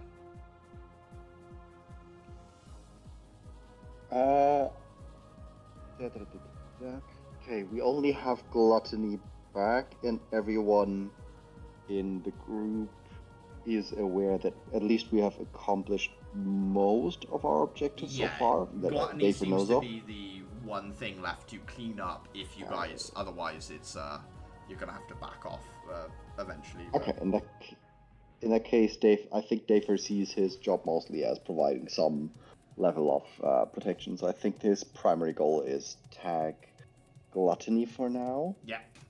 Which means... Actually, Dafer is going to come in close, so Gluttony is actually positioned around here-ish, I think, right? Well, it doesn't matter at this point. You guys are like it's in the doorway. You guys are all in the room. Don't worry too much about it. In that case, Dafer is going to give it a kick, so that is going to be a, let's say a lightning kick. Let's see what that does. I don't think we have tried to deal lightning damage yet. At advantage, that Misses. actually that is with a +1, but this still 18, misses. unfortunately, still misses. Yeah. Main attack, overload. That's lightning boots again.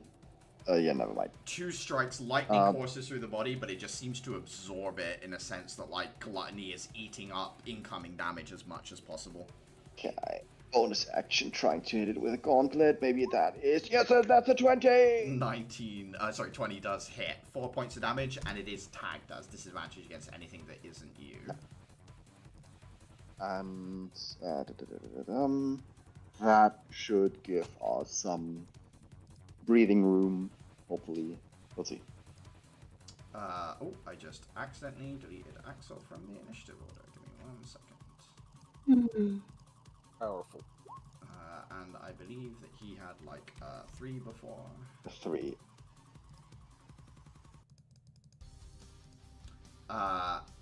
One target left. Axel is aware that this thing is trying to absorb damage, but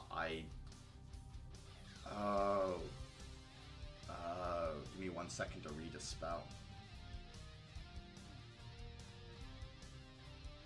He's got a plan.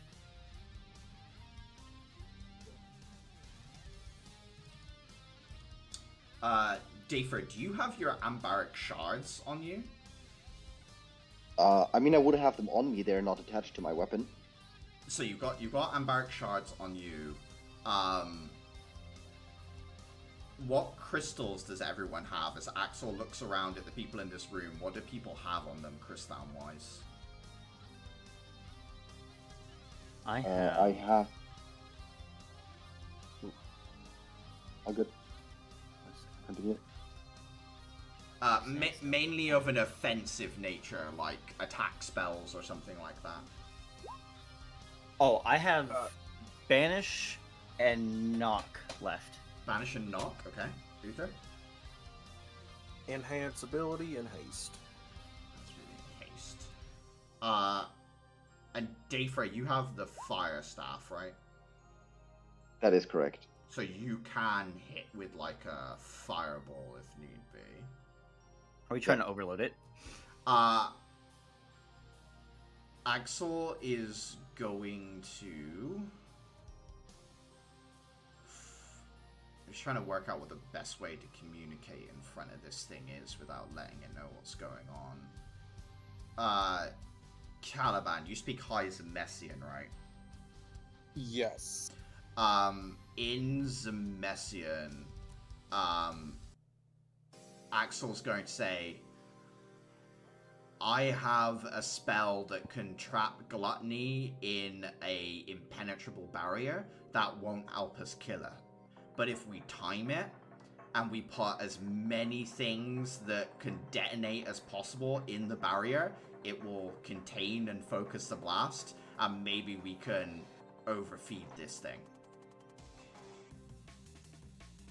I have my expanded Amber Smites also, but they're not attuned right now. He will say to Caliban, if we can get Dafra and Uther's Ambaric shards in there, and then hit it with a big spell as I encapsulate it, maybe we can take this thing down all at once. At that point, he's going to move forward, and he's going to try and grapple the creature in order to keep it from...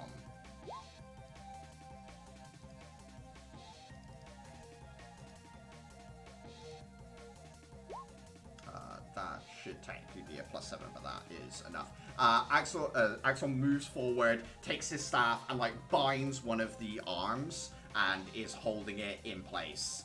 Adhera. I am going to continue fighting. I don't have anything I can use. I do have a potion of fire breath, but I can't really time that as well. It would be a shame to Yeah, gotcha. waste it. So first attack.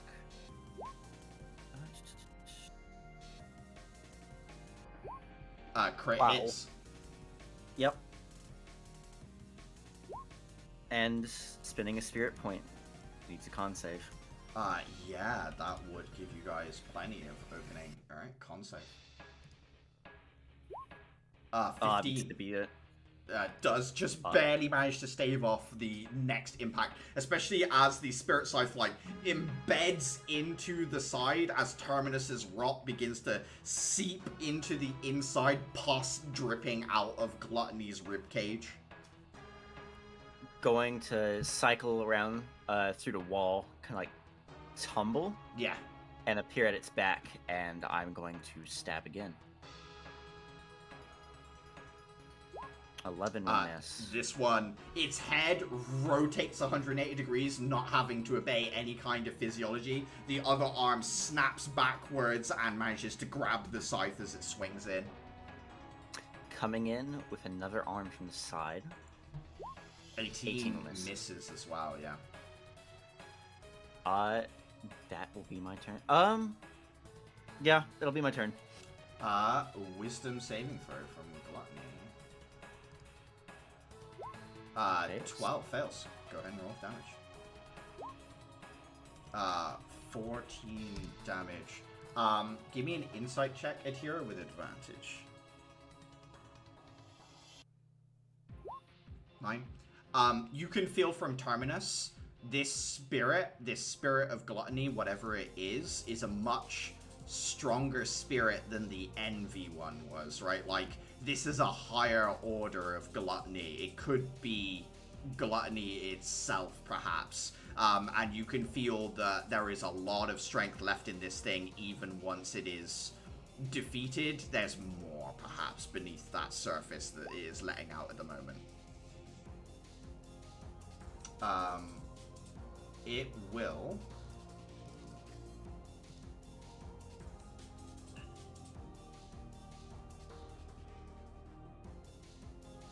it is going to...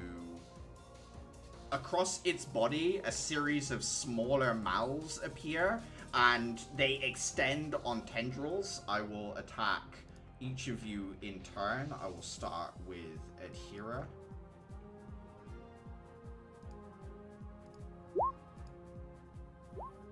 12 misses you, I imagine. I lost a stat. Where'd it go? There it is. Next, Caliban at disadvantage. 22, I think, still hits. Yes. You take 22 points of acid damage. So you take 11 points of acid damage. I'll let the attack hit me, but I'm also going to react with Hellish Rebuke. I do need a Constitution saving throw, as it makes a dex save. It fails the dex save, so you can go ahead and make that damage if you want, but con save from you, please, Caliban. 12. Your max HP is reduced by 5. Wait, what do you mean gluttony itself? Is this like, was envy not envy? Envy. So envy is encapsulated by a bunch of different things. So it didn't necessarily have to be envy, but a spirit that is part of the concept of envy. Envy of success, envy of looks. Okay. Yeah. You got it. Gluttony of cakes. Let me just find Hellish Rebuke real quick. Got it. Okay. And that is dex. Fire damage from your spell.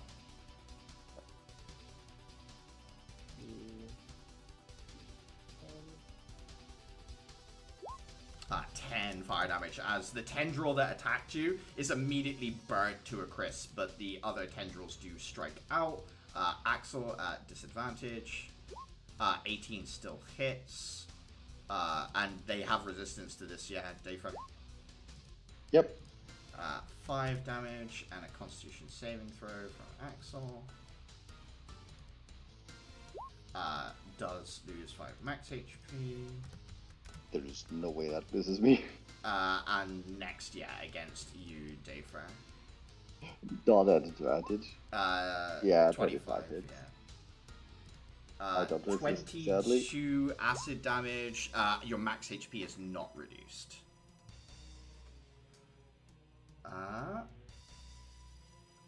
Uther, you're just outside of its range, I think, since you're still across the other side of the room. Caliban. Axel's told you his plan. He wants to, like, throw a bunch of things that go boom at this thing's feet, and then trigger it as he puts it in a bubble. I don't know if there's anything... Hellish Rebuke was part of that plan. Okay, so you're just sort of, like, trying to concentrate that fire still. Mm-hmm. If you want, you give me an Arcana check to see if you can't, like, continue the blast, basically, like, holding it in place as opposed to it incinerating that tongue. 6. Unfortunately, you're unable to maintain it, so that spell has been used up. It won't be able to be used in that big blast that's going to happen. Well, this thing understands this, right? So it's bound to a human as well, so it seems like it would understand. Let me just...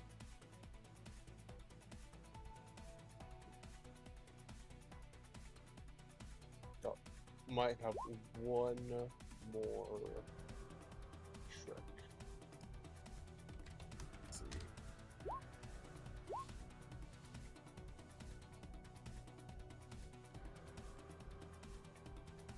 Hopefully roll 20 actually loaded. There we go. And from everybody else's perspective, what has how's its wisdom saving throws been? Not its highest. You've definitely seen it fail some whiz stuff.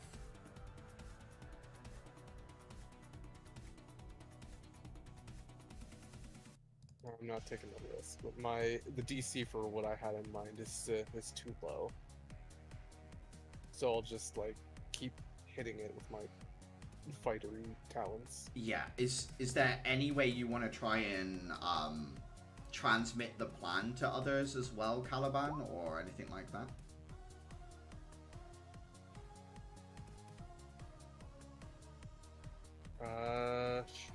Because I think High Zemessian is the only other language you have, right? I don't think anyone else I also speaks. have Triton? Oh, Trismere, basically, the language of... Yeah, I don't know if anyone else has, but you could definitely try.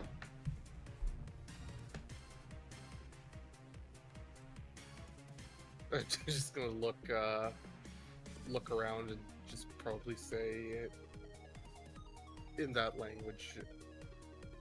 Hit it with like some fire or some shit. Yeah. Hit it with something big. Sorry, just the idea of him like in the heat of the moment, just being like, "Hit it with some shit." Like, what do you think we've been doing? It's some very John hit it harder moment, yeah. It was just Oh, a man, fire he's or some concussed. shit. Oh man, Caliban's concussed. He's speaking a language no one else can. Oh no. Meanwhile, I'm gonna attack it. Yeah, go for it. 15, it does manage to block.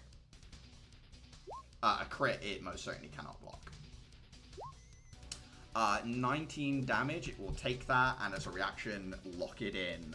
Blisters forming across it, kinetic energy stored. 19 hits. Another single point of damage, all reliable. That you, Caliban? Alright. That's me. Uther.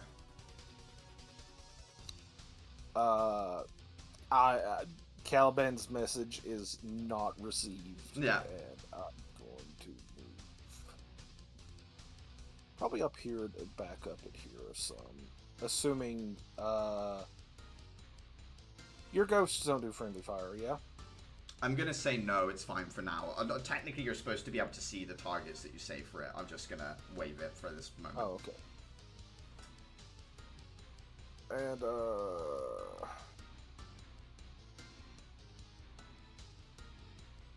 I'll just do that for now. Roll. Fucking miss. Unfortunately, Sick. yeah, natural Okay. one will miss. Okay, Uh, carrying on. Clara. I'm gonna, I suppose, hold my hands up to the Chimera and sort of indicate that it should look after its kids. It does. It seems to understand as it like pulls the eggs towards itself and starts to like nest on them. Perfect. I'm gonna leave through the door and shut it behind me and go in to see what's happening in the storage room. All your companions are like wailing on Gluttony. You see Axel pulling out a crystal, looking for things on his body to like throw at the feet of Gluttony. I'm gonna try and insight from what I can see Axel doing what I should be doing. Yeah, give me an insight check. 30. You see in Axel's hand a resilient sphere crystal. You see that everyone's hitting this thing and like it's capacitating damage. You can see Axel's looking for explosives and other things. He's trying to like overwhelm its ability to absorb damage and trap it in that damage place, basically, Clara. You like put it together as you're looking at all these pieces in front of you. Wonderful. I'm going to prime my gold dragon grenade that I picked up when we were underground and toss that at Gluttony's feet. Yeah, you throw a grenade into the mix. Okay. Anything else? I think probably like a bonus action for the insight check, action to throw the grenade. You've moved. Yeah, I don't think there is anything, and I've moved down the corridor. Alright. Dayfra, you see people beginning to like throw explosives and other detonators at the feet of Gluttony, and Axel is holding out a crystal and like timing something as far as you can tell. Well, I think the safe option would be to dump a fireball into this, because I don't know if it can actually can support another wall of fire. The question is, how do I time this to be within the sphere of thingy? You can hold an action. Okay, in that case, I would be. Oh, that's gonna hurt my soul. Wait, I can't use a magic item while in overload, right? You can use a magic item, yes. Whoop. I don't have to drop my overload. In that case, I'm gonna ready fireball action. I think I'm gonna use my bonus action still to like get a sweeping kick in just for the heck of it. I don't think you can bonus action attack without taking the attack action, just to be a pain, I'm afraid. All right. Okay. In that case, I'm gonna use my bonus action to, I don't know, flip it off. Yep. you hold up a staff and a middle finger. Yeah.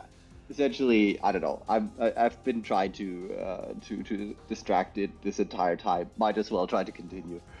That yeah. you, Dayfra? Yeah.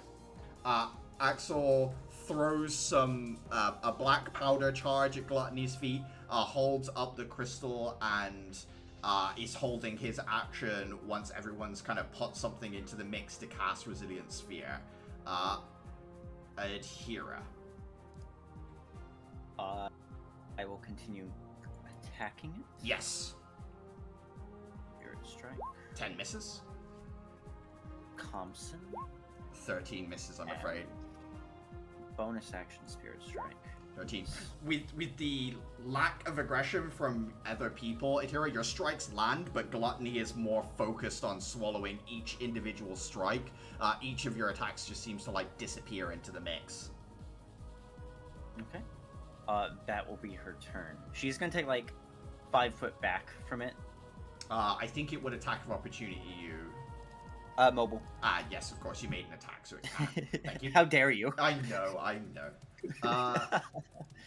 It is Gluttony's turn. He does have the stored up. Gonna make... Wisdom save. Yeah, first of all, wisdom saving throw. 16, I think. That passes. Takes half. So that is 6 points of damage. It is going to make an intelligence check.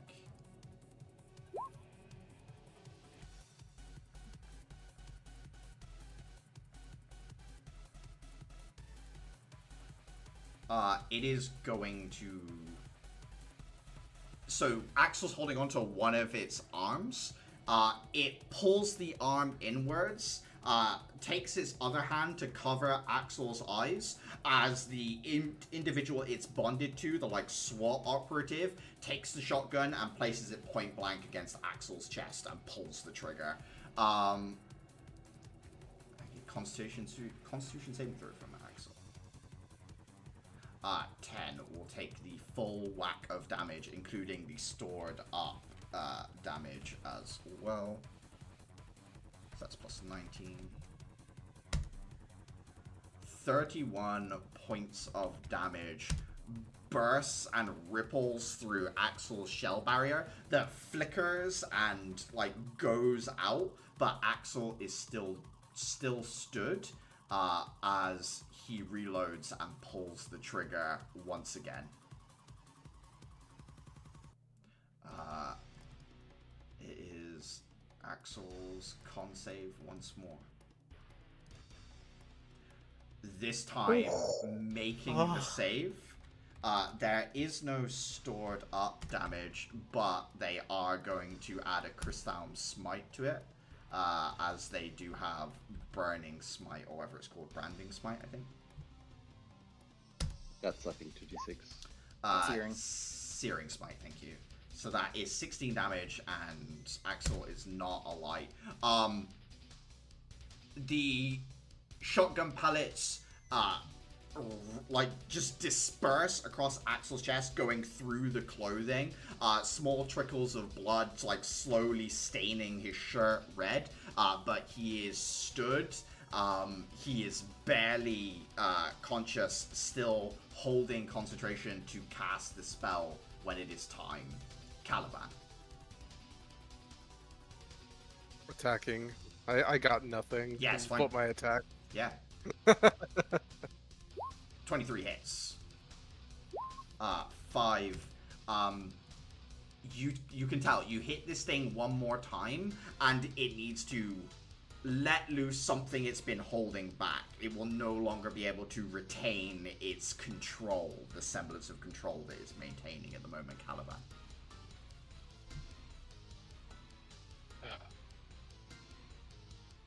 That's a risk. Everybody else is in the way. Give me a insight check, Caliban.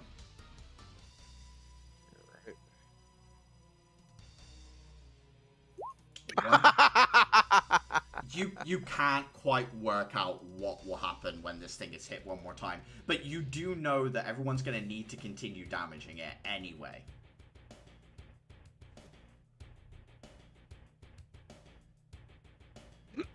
Hold on, what's Clark saying? Duality of man, probably. Yeah. The duality of nobility. Yeah. 31. You know what? 10 unfortunately misses. 16 also doesn't go through Caliban, as your hits are absorbed by Gluttony. Damn it. Okay. Great. Uther, I believe it's your turn. Can I see the growing pile of things at Gluttony's feet? Yes, you can. There is a grenade. You see Dafer's got a fireball at the tip of the staff. Axel's holding this resilient sphere, crystal in hand, waiting. How many things can I throw in at once? Oh no. What do you want to throw in is the question, right? Like, it depends. I technically have bullets I could roll over there. I have one big fuck off amberic stun grenade I could throw in there. So as a free action, you can throw one of those, and then as an action, you can throw another. I don't think as a bonus action you can, because that's a very specific cunning action. So 2 of them. Okay, so I will definitely throw in the big amberic stun grenade. Yes. In my inventory, I have a fun little gift from the ossified tunnel. Yeah. Do we remember Envy's big fuck off rifle bullets? Yes. Oh god. God. I got one. Oh god. You can throw it in there if you want. The one that disenchants items? Yes. Yeah. So I've thrown in the grenade. Hopefully that doesn't dispel the resilient sphere when it goes off. That is a point. Holding that one then. I guess I'll just, what happens if I throw in the bullets from the second random axe? For each bullet, we will roll what it does. That's what. Oh god. I'll fucking roll in, 3 of the random axe bullets. So 3 bullets and also the ambaric stun grenade. Yeah, I mean, I would throw in more bullets of just, like, regular-ass caliber revolver rounds. But Yeah, I got you. That's just, like, the special goofy shit I could throw in right now. Okay. Uther, you throw those in. Anything else on your turn? I think that's your action and free action. I don't know if you want to do anything as a bonus action.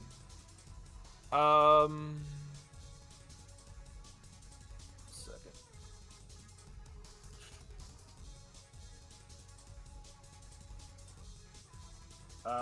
Bonus action aim. Yep. I think that's Clara's turn though. Okay, I just want to make sure this doesn't all fall apart. So, I'm going to come over behind Axel and use the healer feat. Oh yeah. 6 health, plus... I didn't even realize that this is included. Additional hit points equal to the creature's maximum number of hit die. What level is Axel?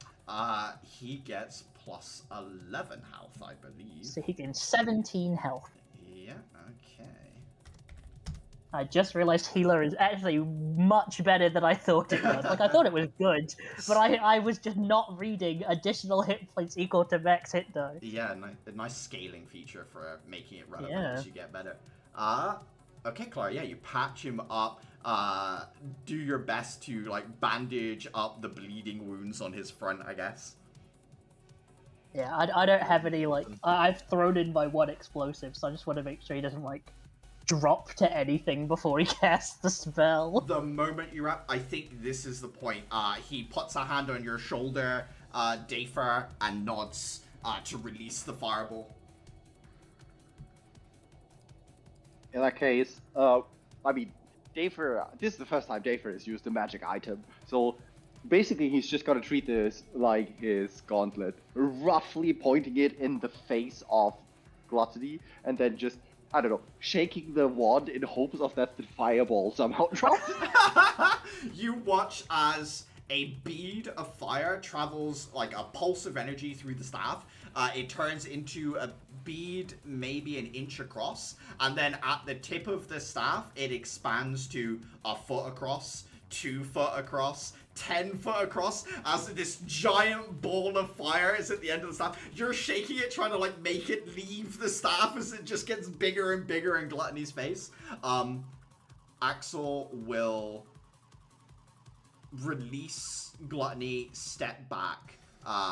Gluttony was howled, so we'll make a dex save at disadvantage. 11 fails to beat Axel's DC. As your fireball leaves the end of the staff, the ball, the like dome, appears around it. Dafer, can you please roll me 8d6? So that's 27 damage. What's the damage on the grenade? I don't have that on my... I don't have anything listed. Oh, do we not have it? I had 2 of them. I had this and like a repulsor grenade. But the repulsor one, I never actually did damage with it, so I never had a damage number. It was like a gold dragon grenade, wasn't it? Yeah. Yeah, this one was gold dragon. Let me find it. It Give me is. 1 moment.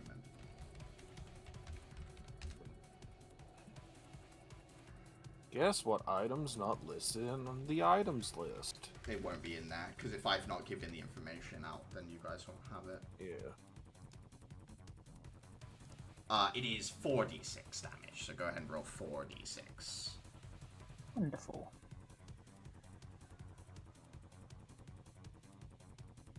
$15. And for the Ambaric Grenade, it is 8d8. So I believe that's based on Chain Lightning, if I remember correctly. 38. And now we roll for random acts. 3D... Yeah, 3d... Well, yeah, 3d6. Yeah, 1 second. And let me pull up the list for... Yes. random acts.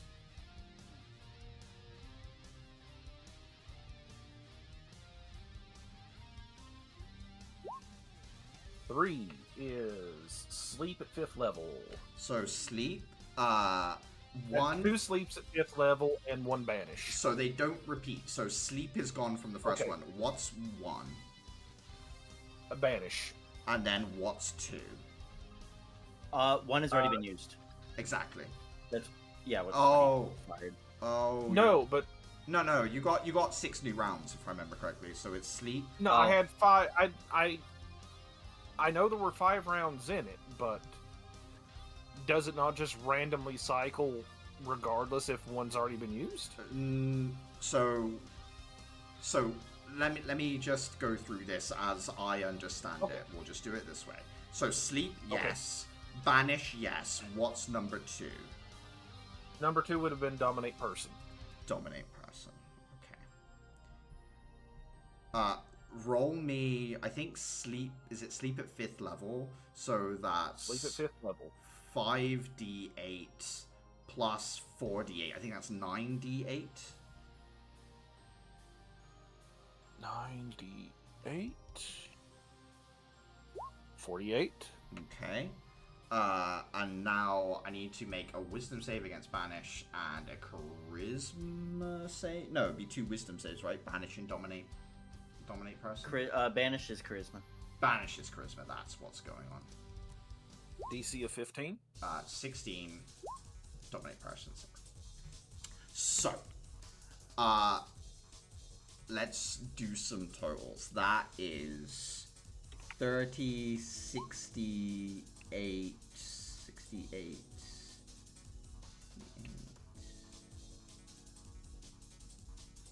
75, 80 points of damage. You watch as the first of the impact ripples across Gluttony's surface. It starts to absorb damage that the purple blisters popping up in different locations.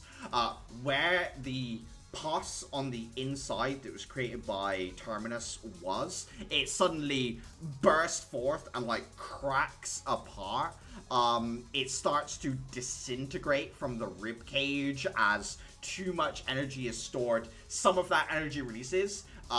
It bursts out towards the resilient sphere and reflects back in, kind of like repeating on itself as Gluttony tries to absorb, and it bounces in and keeps ricocheting inwards.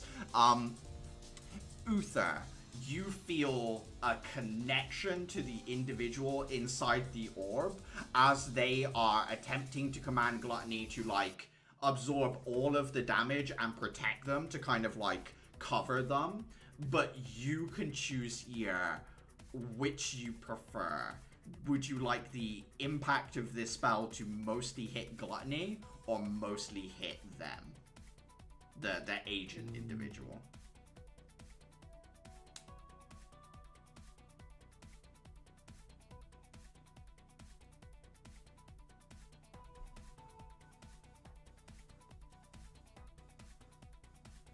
They're probably more useful alive, so Gluttony. Okay.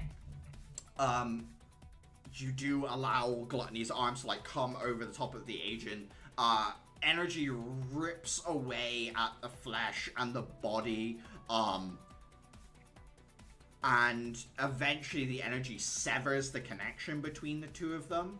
And it leaves a sleeping agent. As the sleep spell hits them, they drop to the ground unconscious, and this wisp of Gluttony inside the orb scratching at it and screeching, trying to eat the magic of the orb. You can see occasionally its teeth scratch at the surface of the orb, and it does seem to it is slowly eating through the protective barrier that Axel has set up. At this point, you guys are kind of out of initiative. Is there anything in particular you want to do? You've got the 2 things contained within the orb so far. Anything you want to prep, I guess?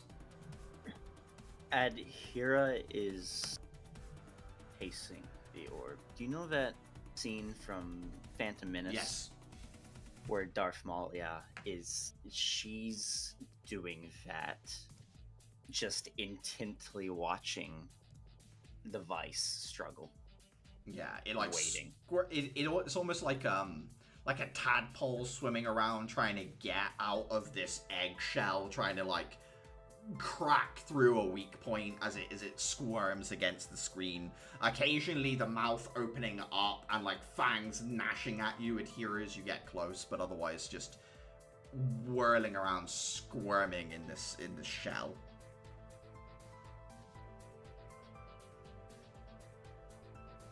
Is it still taking damage, or is it trapped? It's trapped. The explosion is dissipated at this point.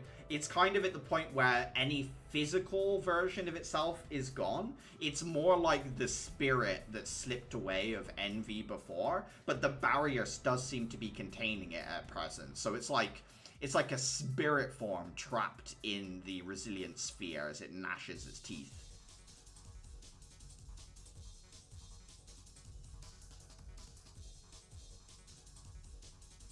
Axel will look at it and say, I don't have any way of containing it. Once this sphere drops, that thing's getting away. I can't grab it.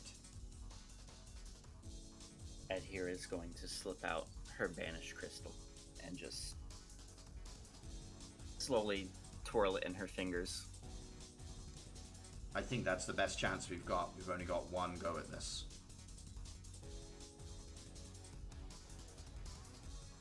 You ready, Adhira? Yes. How long do we have until the sphere drops? I believe it's up for a minute, and it's probably been like 12 seconds or something like that. Spirit Guardians will drop. Yes. How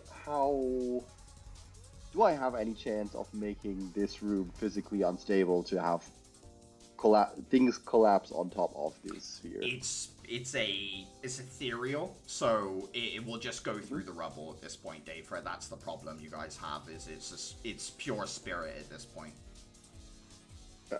I mean, I'm fine with it remaining buried under the rubble. I just need us to have time to like get away and then maybe also get the Chimera stuff out. So Adhira is planning on banishing it. It won't be trapped under rubble because it is like a ghost at this point. It can go through solid objects. The only reason the barrier is containing it is it extends to the ethereal realm. Okay, so even if it's out of that thing, okay, never mind. Then I got nothing. I'm useless here. I think only Adhira has an answer to this, and that's the banished crystal that Adhira has. Axel will look at you, Adhira, and say, I'll drop the orb in a second. You cast your spell.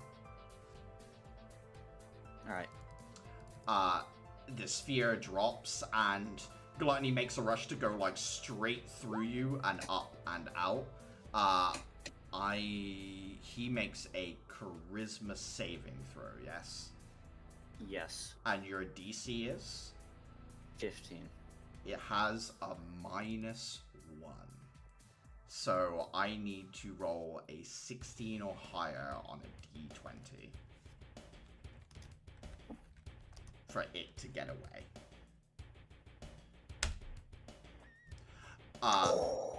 It lunges towards your chest, Adhira. The crystal flares, and it fractal dissipates, torn from this realm, and sent back to the realm of ideas.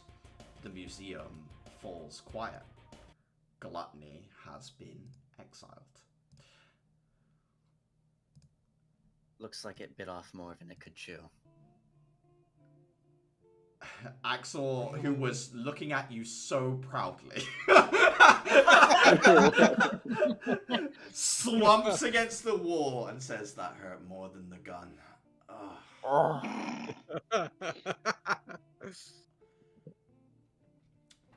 So I can Even I a can leave glutton you for to punishment can clean this up. overfeed. What are you... Can I leave you guys to clean this up? There's something else to deal with. Axel will nod and say, we'll go through the items. What's, the chimeric, or what, is it still contained? No. It's calm-ish. I saved its children, so it's not screaming to get out anymore. But I think if it sees other people, it might not have as calm of a reaction. Axel will nod and say, As long as you feel safe dealing with it, I'm happy for you to take care of this, Clara. Oh, that bit I'm sure is fine, but I don't know long term what the answer is going to be. This thing is specialists in pain. we can call on the situation. I'm not sure what to do about the one that is adult, but I know that there are organizations that look after creatures that are created in experiments like this.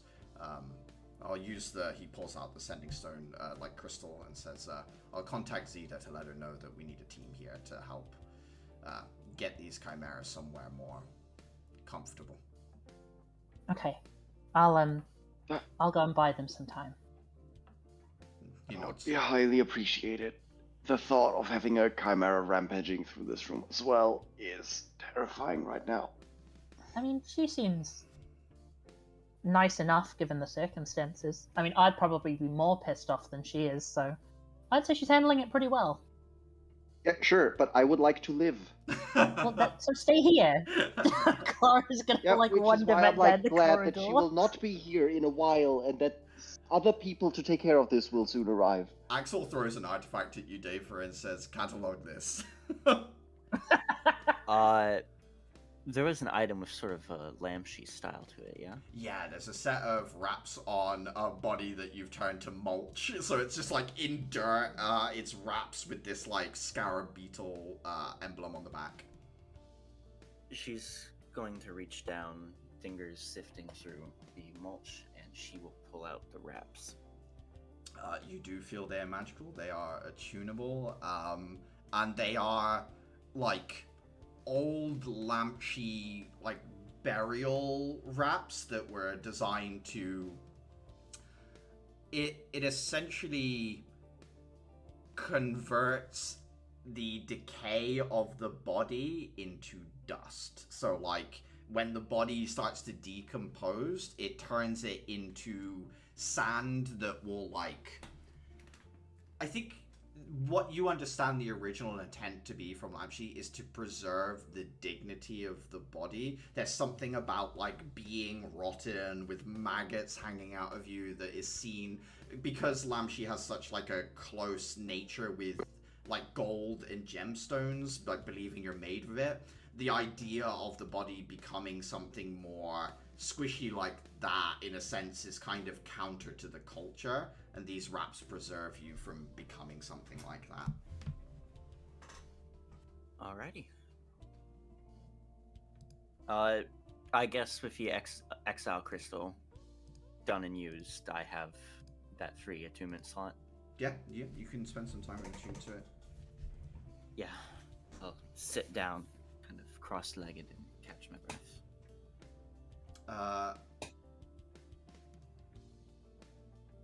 Does anyone else want to look at any of the other items? Obviously, there's the jacket that you put on Caliban. I don't know. You can feel it's attunable if you wanted to spend some time attuning to it as well.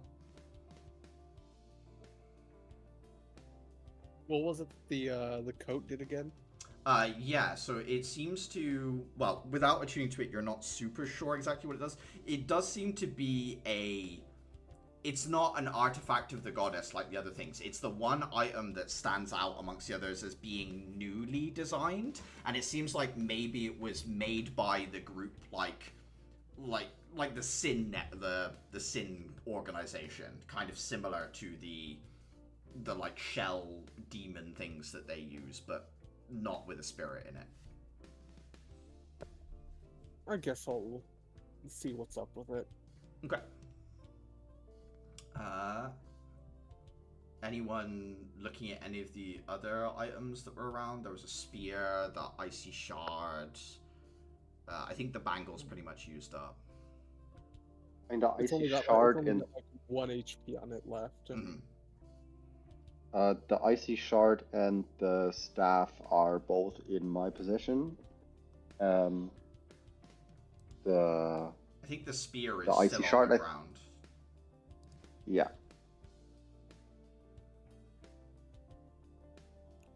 I mean, I'll look around. I mean, but Yeah, I you- don't know. I think Uther, you'd only you find a bunch of like minor artifacts, but the only real thing that's around that hasn't been picked up is the spear. Then.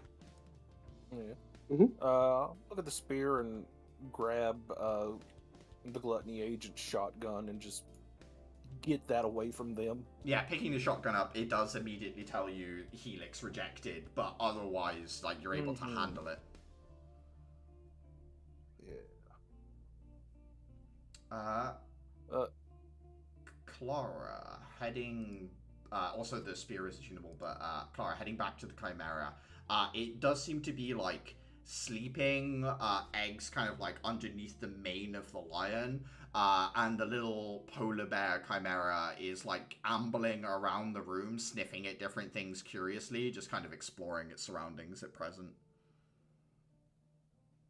Yeah, I'm not gonna wake it up if it's like having a nap, but I will have a look around the room, see if there's like documents or like any indication as to exactly what they've done with these things, or perhaps what the other eggs might be mixtures of. Yeah, give me an investigation check. 20. The documents you find seem to be,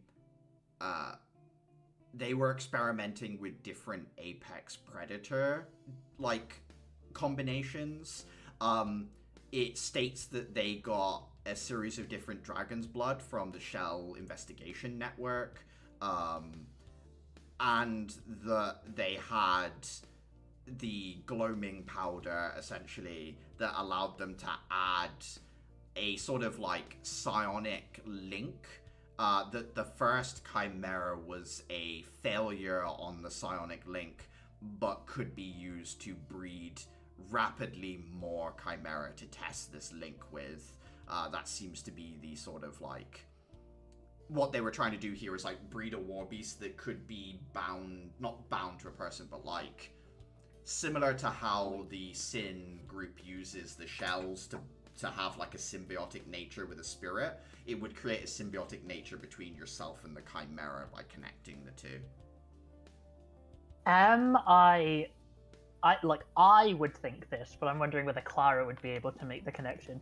Does like the feeling she has of being able to like attune to the little one match up? Like, does that indicate that they've succeeded? Because to me Yeah. it does. Yeah, you would say so, Clara. At least with the one that's hatched, it might not be for every single one, but the one that you have spent some time with, you think they succeeded. They were just on the cusp of working this out, and you've kind of stepped in at that moment, Clara. Gotcha. Yeah, well, I suppose I will gather as many notes as I can, and then I will just like sit on the floor and entertain the little one until either the other team gets here or the big one wakes back up. Yeah, eventually the larger one would wake up, one eye kind of opening up. It gives like it's that like rolling sound that comes from a lion's throat that's like as close to a purr, but more like a greeting sound than anything, Clara. Kind of like an engine, like an engine starting up in the lion's throat. Clara, I think, in response, without fully processing it, is going to like pillar at it before she realizes it's not a slide. Yeah, all three of its heads tilt like to one side. She's gonna shrug. You don't understand the words, dear. The dragon head starts to speak in what seems to be a language. Do you speak Draconic? I do not. So you recognize that the dragon head is speaking, but you can't understand it, unfortunately, I Clara. wonder, there might be something clever I can do here. Let me see if... I don't think this will work. But it might if I can... is there a way to search for animals that understand a particular language on here? Oh, there is. Oh, to like conjure an animal that you can Yeah, keep in a cage, there right? isn't. Conjure Beast is not enough to do it. No, I don't think so. But You'd need how would I say Contra this? Fey or something. So in this world, there are more magical beasts than usual. Clara, give me a nature check, because you might know of like a lizard that is capable of speaking Draconic, right? Like, no, unfortunately, 10. on a 10, unfortunately not in this moment, Clara. You rack your brain, but you can't think of one. Oh, I can Um, think of one. What about Mistel's dragon thing she told me about? Oh, wyvern? Yeah, that could Yeah, she had like work. little drakes. Yeah, little drake creature. Give me. I think this would be an Arcana check because it is technically a monstrosity, but we're really adjacent to a beast here. So let's see if you can. 15 would be enough. You conjure the creature like from description and reading about it, like never having actually really met one yet, Clara. It's a little imperfect, but it does understand Draconic. And the dragon head says, I do not understand your words, but I understand your action. Yeah, Clara's gonna like look at her summoned drake. You translate into Draconic for me. I'm sorry they did this to you. I won't let it happen again, but we need to move you and the children to somewhere safer. No persuasion check needed at this point. It does seem to trust you, Clara. And it says, I will listen.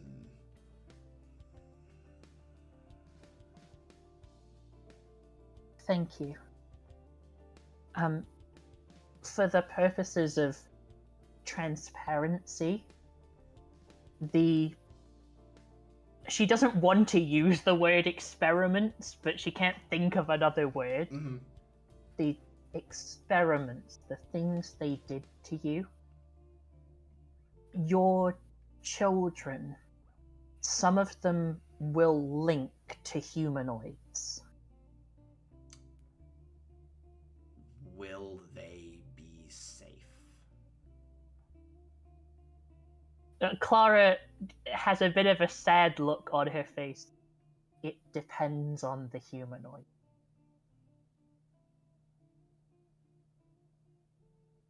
There's like a look of pensive thought on all three animal heads as it looks down at its yet to be hatched eggs. And it says, I must believe there is hope.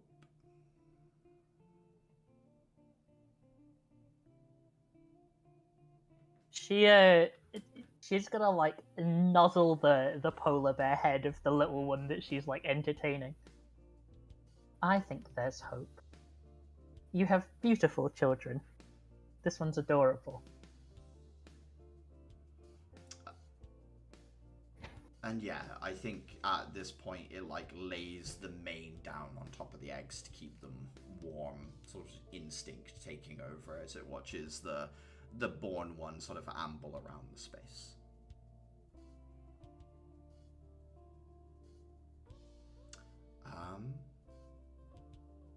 Everyone is Go on, sir. busy, yeah? What was that? Sorry to hear. Everyone is busy, right? Yeah, like Cleaning either. up. Oh god! Yeah, either like picking up little individual objects, or tuning to things, making sure Gluttony, like the agent, is tied up, things like that. Yeah. Sitting down and sipping on her potion. Her eyes kind of like flick up, look back and forth, and she is going to slip out of the room.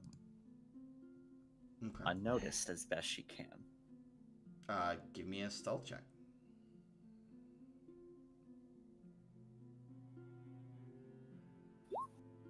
I don't think anyone's passive perception is that high, so you do slip away. Where are you heading?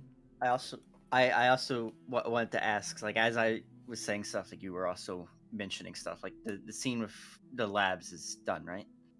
I think so, yeah. So, like, Okay. Clara's got them to calm down and sort of come to... I felt immediately bad. No, you're good, I'm going to sneak upstairs and return to the portrait room. Okay, you head upstairs. You can see peacekeepers are starting to, like, enter in through the cordon. Axel's obviously sent a message to Zeta. You can see that there is a small patrol airship that's starting to land, and you see that there are, like, perspex, sort of like glass cubes being unloaded. You see some people dressed in uniforms with, like, symbols on their uniform, probably the group that are going to look after the Chimera and things like that as well. Yeah. Walking up to the glass display of the nightmarish imp painting, if I tap the head of my scythe and cast the stored spell Knock, does that cause the display to open? It does indeed open. You do know there's still a spirit in this portrait. I am going to carefully pull it off the wall and set it down in front of me. The tags, are they... Where are they? Because, like, I could feel them when I first walked by. Do I see them now? You think the alarm for this building has probably been going off for a while. So whatever alarm you would trigger by doing this is, like, there's no second alarm. It's going off somewhere, right? I'm into the things that are, like, keeping the spirit contained with, like, the restrictions. Yeah, it's all over the painting in front of you, right? Like, they're like all over the actual canvas portrait. Can I remove it from the frame but keep the canvas and all the tags intact? Do you want to cut it out of the frame, or do you want to take the time to open up the frame and take it out? Take my time. I gotta be so there gentle. Are peacekeepers starting to comb the building? Are you hurrying in order to not answer questions, or do you really, really, really want to take your time? I'm gonna work with a little bit of haste, not complete, like, leisure. I do have 4 extra arms. Give me a sleight of hand check. 17 is enough. You manage to extricate the portrait from the frame. You roll it up. The tags are still there. You have a piece of paper with an imp creature stored within. I told you I'd be back for you. Gonna put it in my cloak and kick the empty frame behind something where it won't be seen and close this the... This place is gonna be basket. Picked clean, but yeah, I get you. Yep, I'll be way gone by this. It's not in the immediate line of sight, absolutely. And I return back downstairs. Do you guys want descriptions of some of the things you've taken? Like, Uther, did you attune to the spear? Would you like to know what it does? I don't think I technically have attunement slots open. I have crystals, unless I can just do that on the fly. Yes, you can drop a crystal and attune to something else. All right, what's the spear do? When you hit a target, it takes 1d6 cold damage, so extra cold damage on top of the normal damage. Okay. And you can use a bonus action to swap it from cold to fire. So it will deal 1d6 fire damage instead. You can flick it back and forth between the two modes. When it's burning, you have resistance to cold damage. When it's frozen, you have resistance to fire damage. Okay. And once per long rest, you can cast Fire Shield, and you can target anyone within 30 feet instead of just yourself.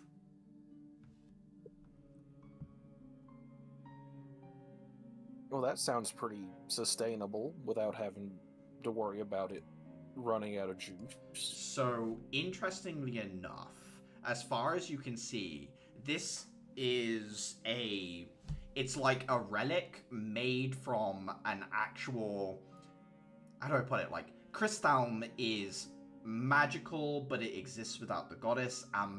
Ambar is technically magical, but it exists without the goddess. The thing at the tip of this spear is another naturally occurring magical thing. It is a frozen flame.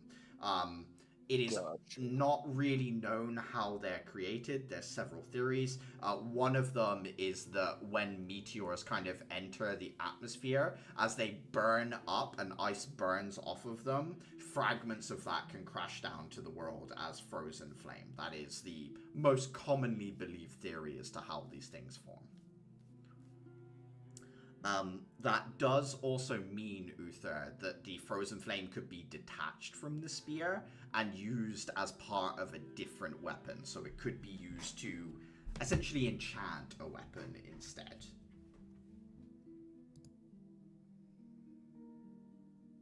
Interesting.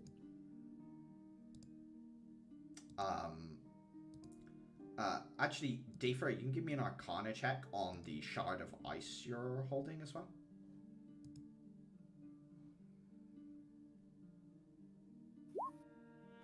Uh, 11.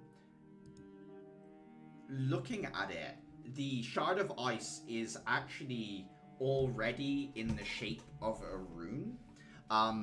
It is what you know of as being called what they call a deep rune, and what that means is the name of the rune has been used in language for the actual word. So, like, this is the ice rune, and the name of the rune is ice. Like, it's so intrinsically linked to language, it has, like, a deeper power to it. Okay. I'll definitely burn that particular rune into my mind and see how that one will react with getting etched onto other surfaces. Mm-hmm. And you can also feel that it is an attunable object in itself. Like, it's a rune colony so potent that is something you could attune to. Okay. I mean, I pretty much have no crystal worthwhile, so I can do that. Yeah, you'd like to do it right now? Okay. Yep. While attuned to it, it gives you resistance to fire damage. You can touch a body of water and freeze it in a 10-foot radius around where you touch. That's once per short rest. Okay. And also, once per short rest, you can touch yourself or another creature, and it creates a protective barrier that reduces any bludgeoning, slashing, or piercing damage to 0 once. Mundane bludgeoning, damage, or also magical? Any bludgeoning, piercing, slashing. It reduces any amount of that damage to 0 once. And it is the next instance you cannot choose. Yeah, you can't choose. It's the next one to hit. That's right. Okay. But that does mean, for example, if you're falling 800 feet, you could use it just before you hit the ground and take no damage, for example.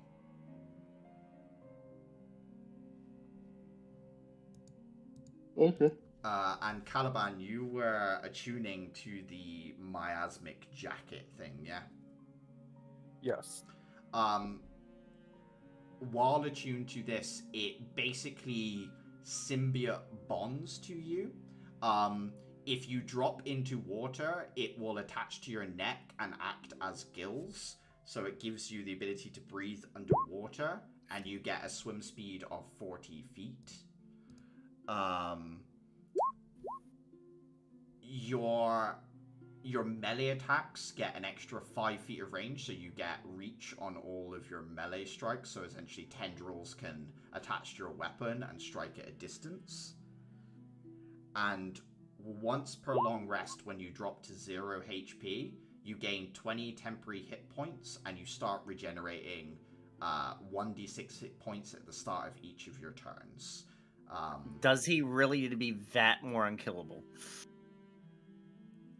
It is... well, I mean, anyone can attune to it, obviously, but that is the creature that you find. Well, I mean, he is the roach. Yeah, I mean, obviously you can keep going. And you were attuning to the wraps, yes? Yes.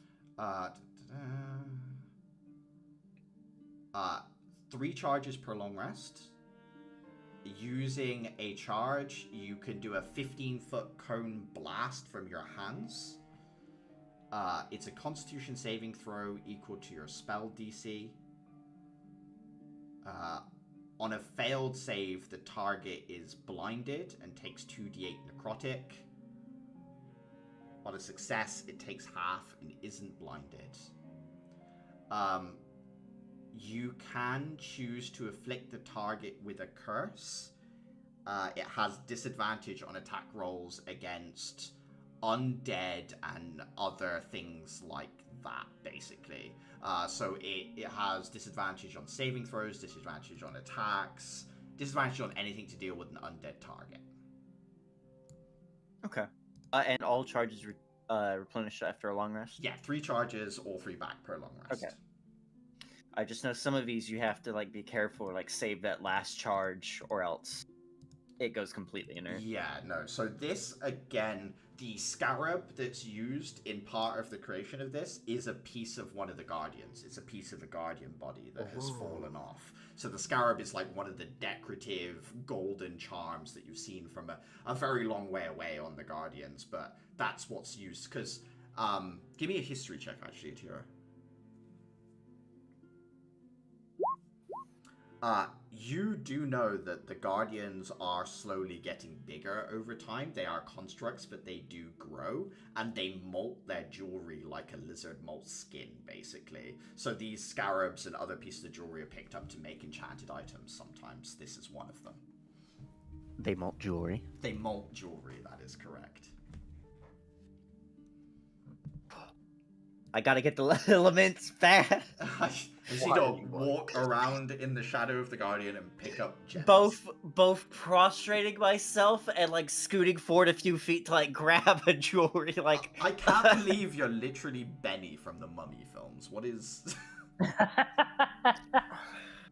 Hey, I mean, that is true. He had like every religion on the necklace. He did. But granted, my religion, my faith that I hold in the Guardians is true.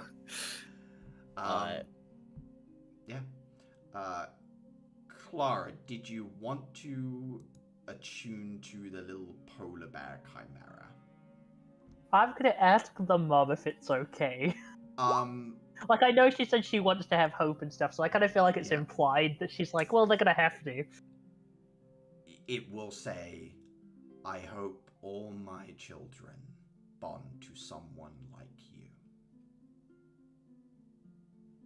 And I'm gonna, take. I was gonna say take it, but like take the 3 heads in my palms. We're gonna be really good friends. And I will attune to the little creature. You spend some time with it as the people that are like here to take the chimera to a better space, larger space, somewhere it can look after its eggs, and it can be, you know, more zoologically studied as opposed to like hit with needles and things like that. And they would let you come with them to the space as well if you would like, as they'll pick up the Yeah, I was chimera gonna and say. Yeah. At the very least, I would like to know like where it is because Yeah. I'm gonna want to go visit. Yeah, absolutely. Hey, Hinder. Yes. While the investigation is getting started here, can I assist with the footsteps rune and just seeing if there's any more hidden areas around here? Yeah, you can give me an investigation check with advantage. Clara, Since I'm not doing much. spending time with is it Cerberus if we named it or Yeah, I'm yeah. gonna call him Cerberus. Cerberus, you get access to the Drake Warden feature from Ranger. Oh, sick. And that is the stat block that we'll basically use for the Chimera. And you also get the ability to speak, read, and write Draconic as well.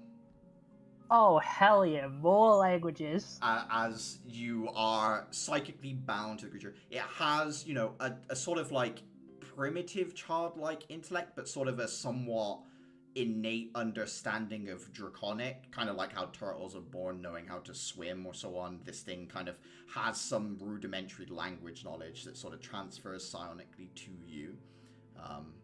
But it is still young, and it does still need to grow, Clara. Yeah. God, this is a insane. Like, Cerberus is actually really good. It's a mouth. Oh, Cerberus. Oh my god. I thought that was. How you didn't think of that is beyond me.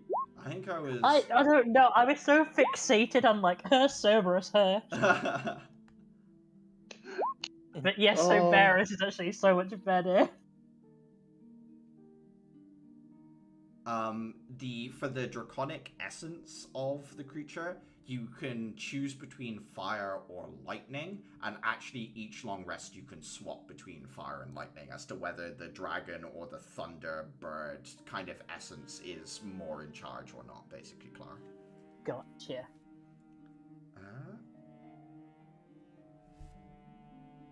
And we got the investigation, which is 23. Looking for hidden spaces, you do find storerooms of gloaming powder. You find vials of dragon's blood in like hidden compartments and things like that that would have been hidden from the general staff.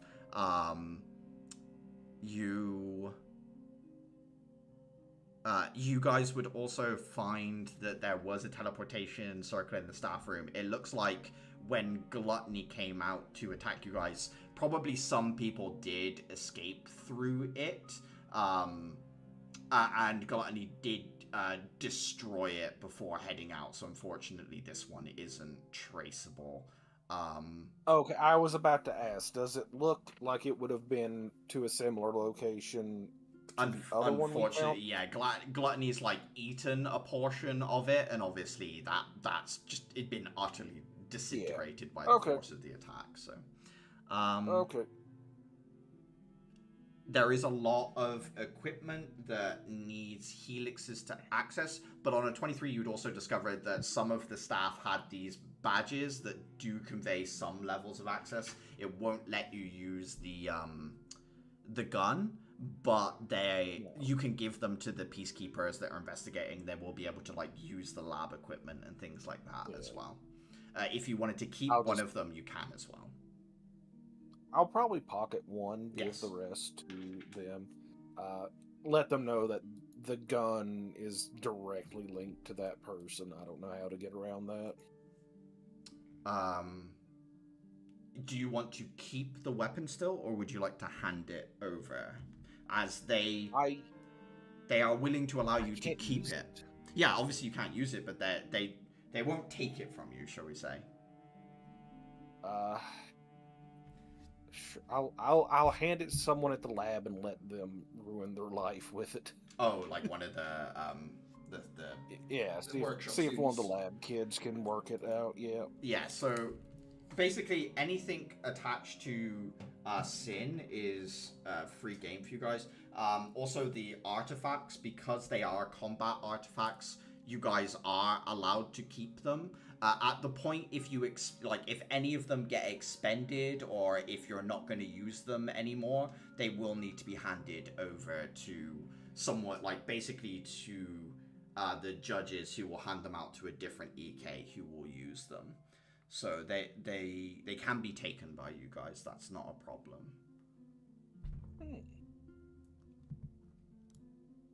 As they have basically rules that say active use gets a priority before being displayed to the public. So when EKs come into contact with artifacts like this, they get basically first dibs usually.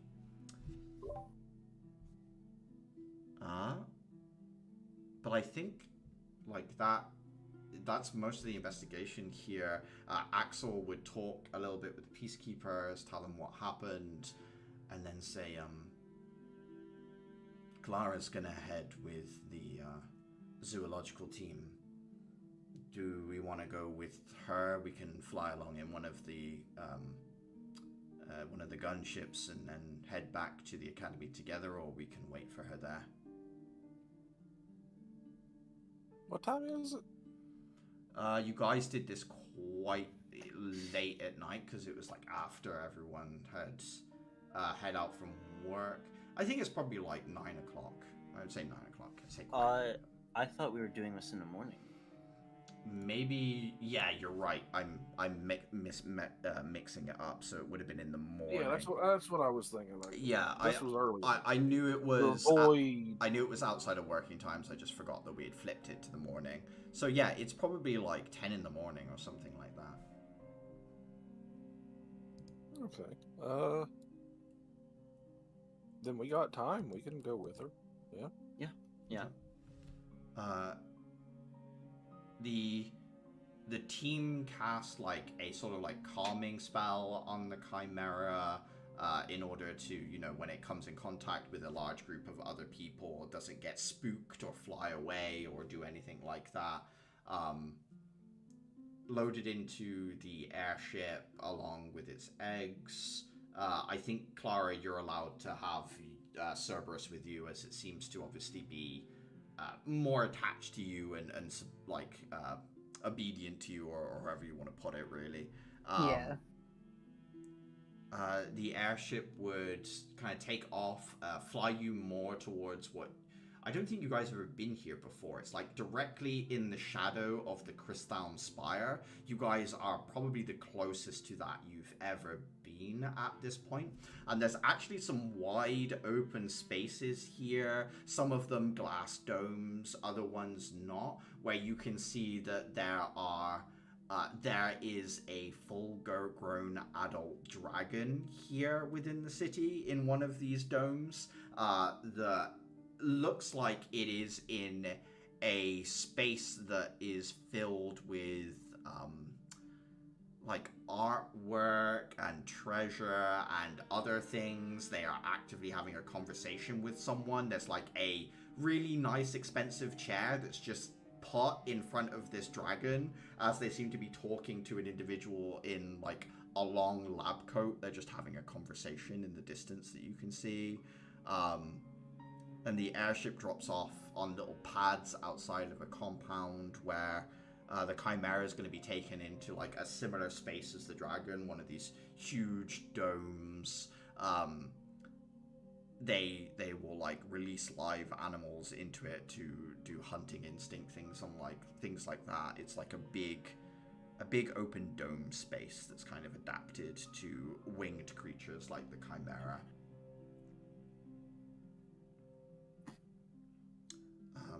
Clara's gonna like be paying a lot of attention. Did anyone else realize this was here? Axel will shake his head.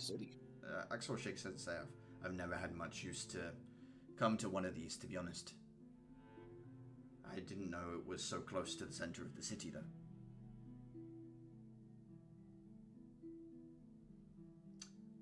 This place is so It awesome. might be a bad idea.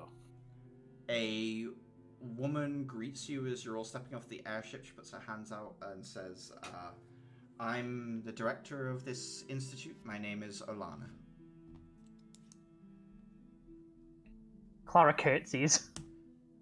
Well, I understand you're the one who has communicated with the Chimera? Yes. We found them underneath one of the museums in the city. They've been experimented on, so they're in quite a lot of pain. I have the notes here that I took.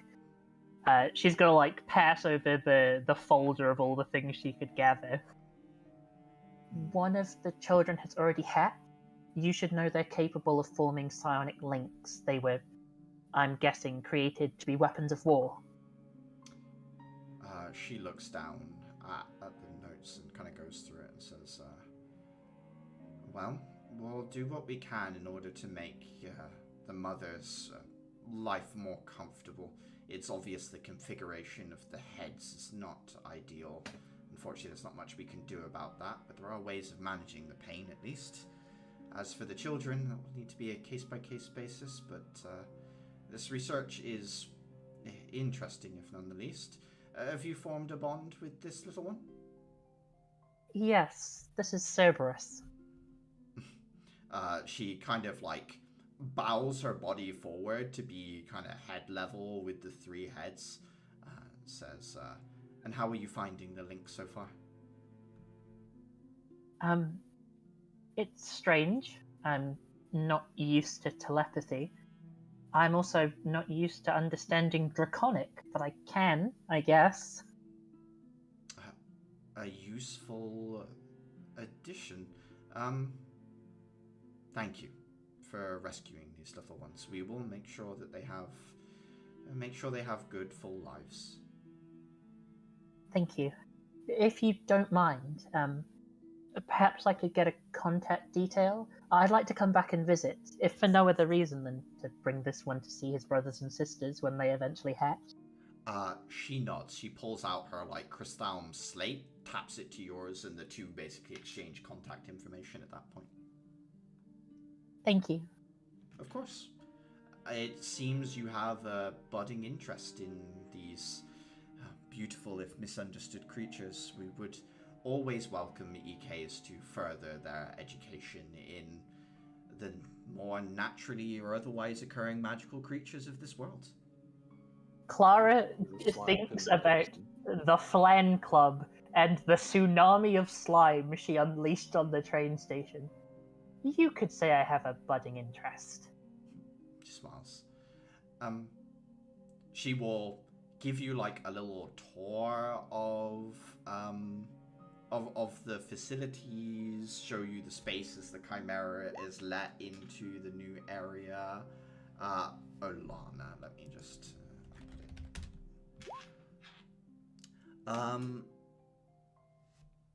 you guys would see they have underground spaces for giant insectoid creatures that are basically kept here, like kind of like hive ant, like magic ant type creatures that they keep underneath, that they call formant. There's all kinds of creatures that they keep right here in the heart of Empress City.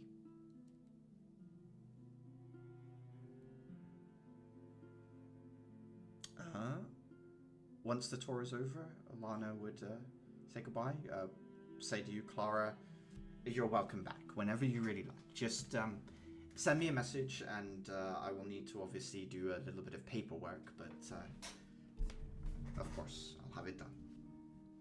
Thank you.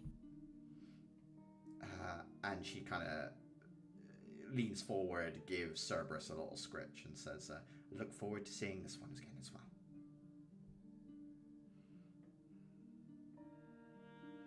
And then you guys are put back on a gunship and taken back to the academy. I think that is as good a place as any to leave off, unless there's something you want to add in here. No? No. In which case, that's the session. Yeah. We did it. We raided the museum.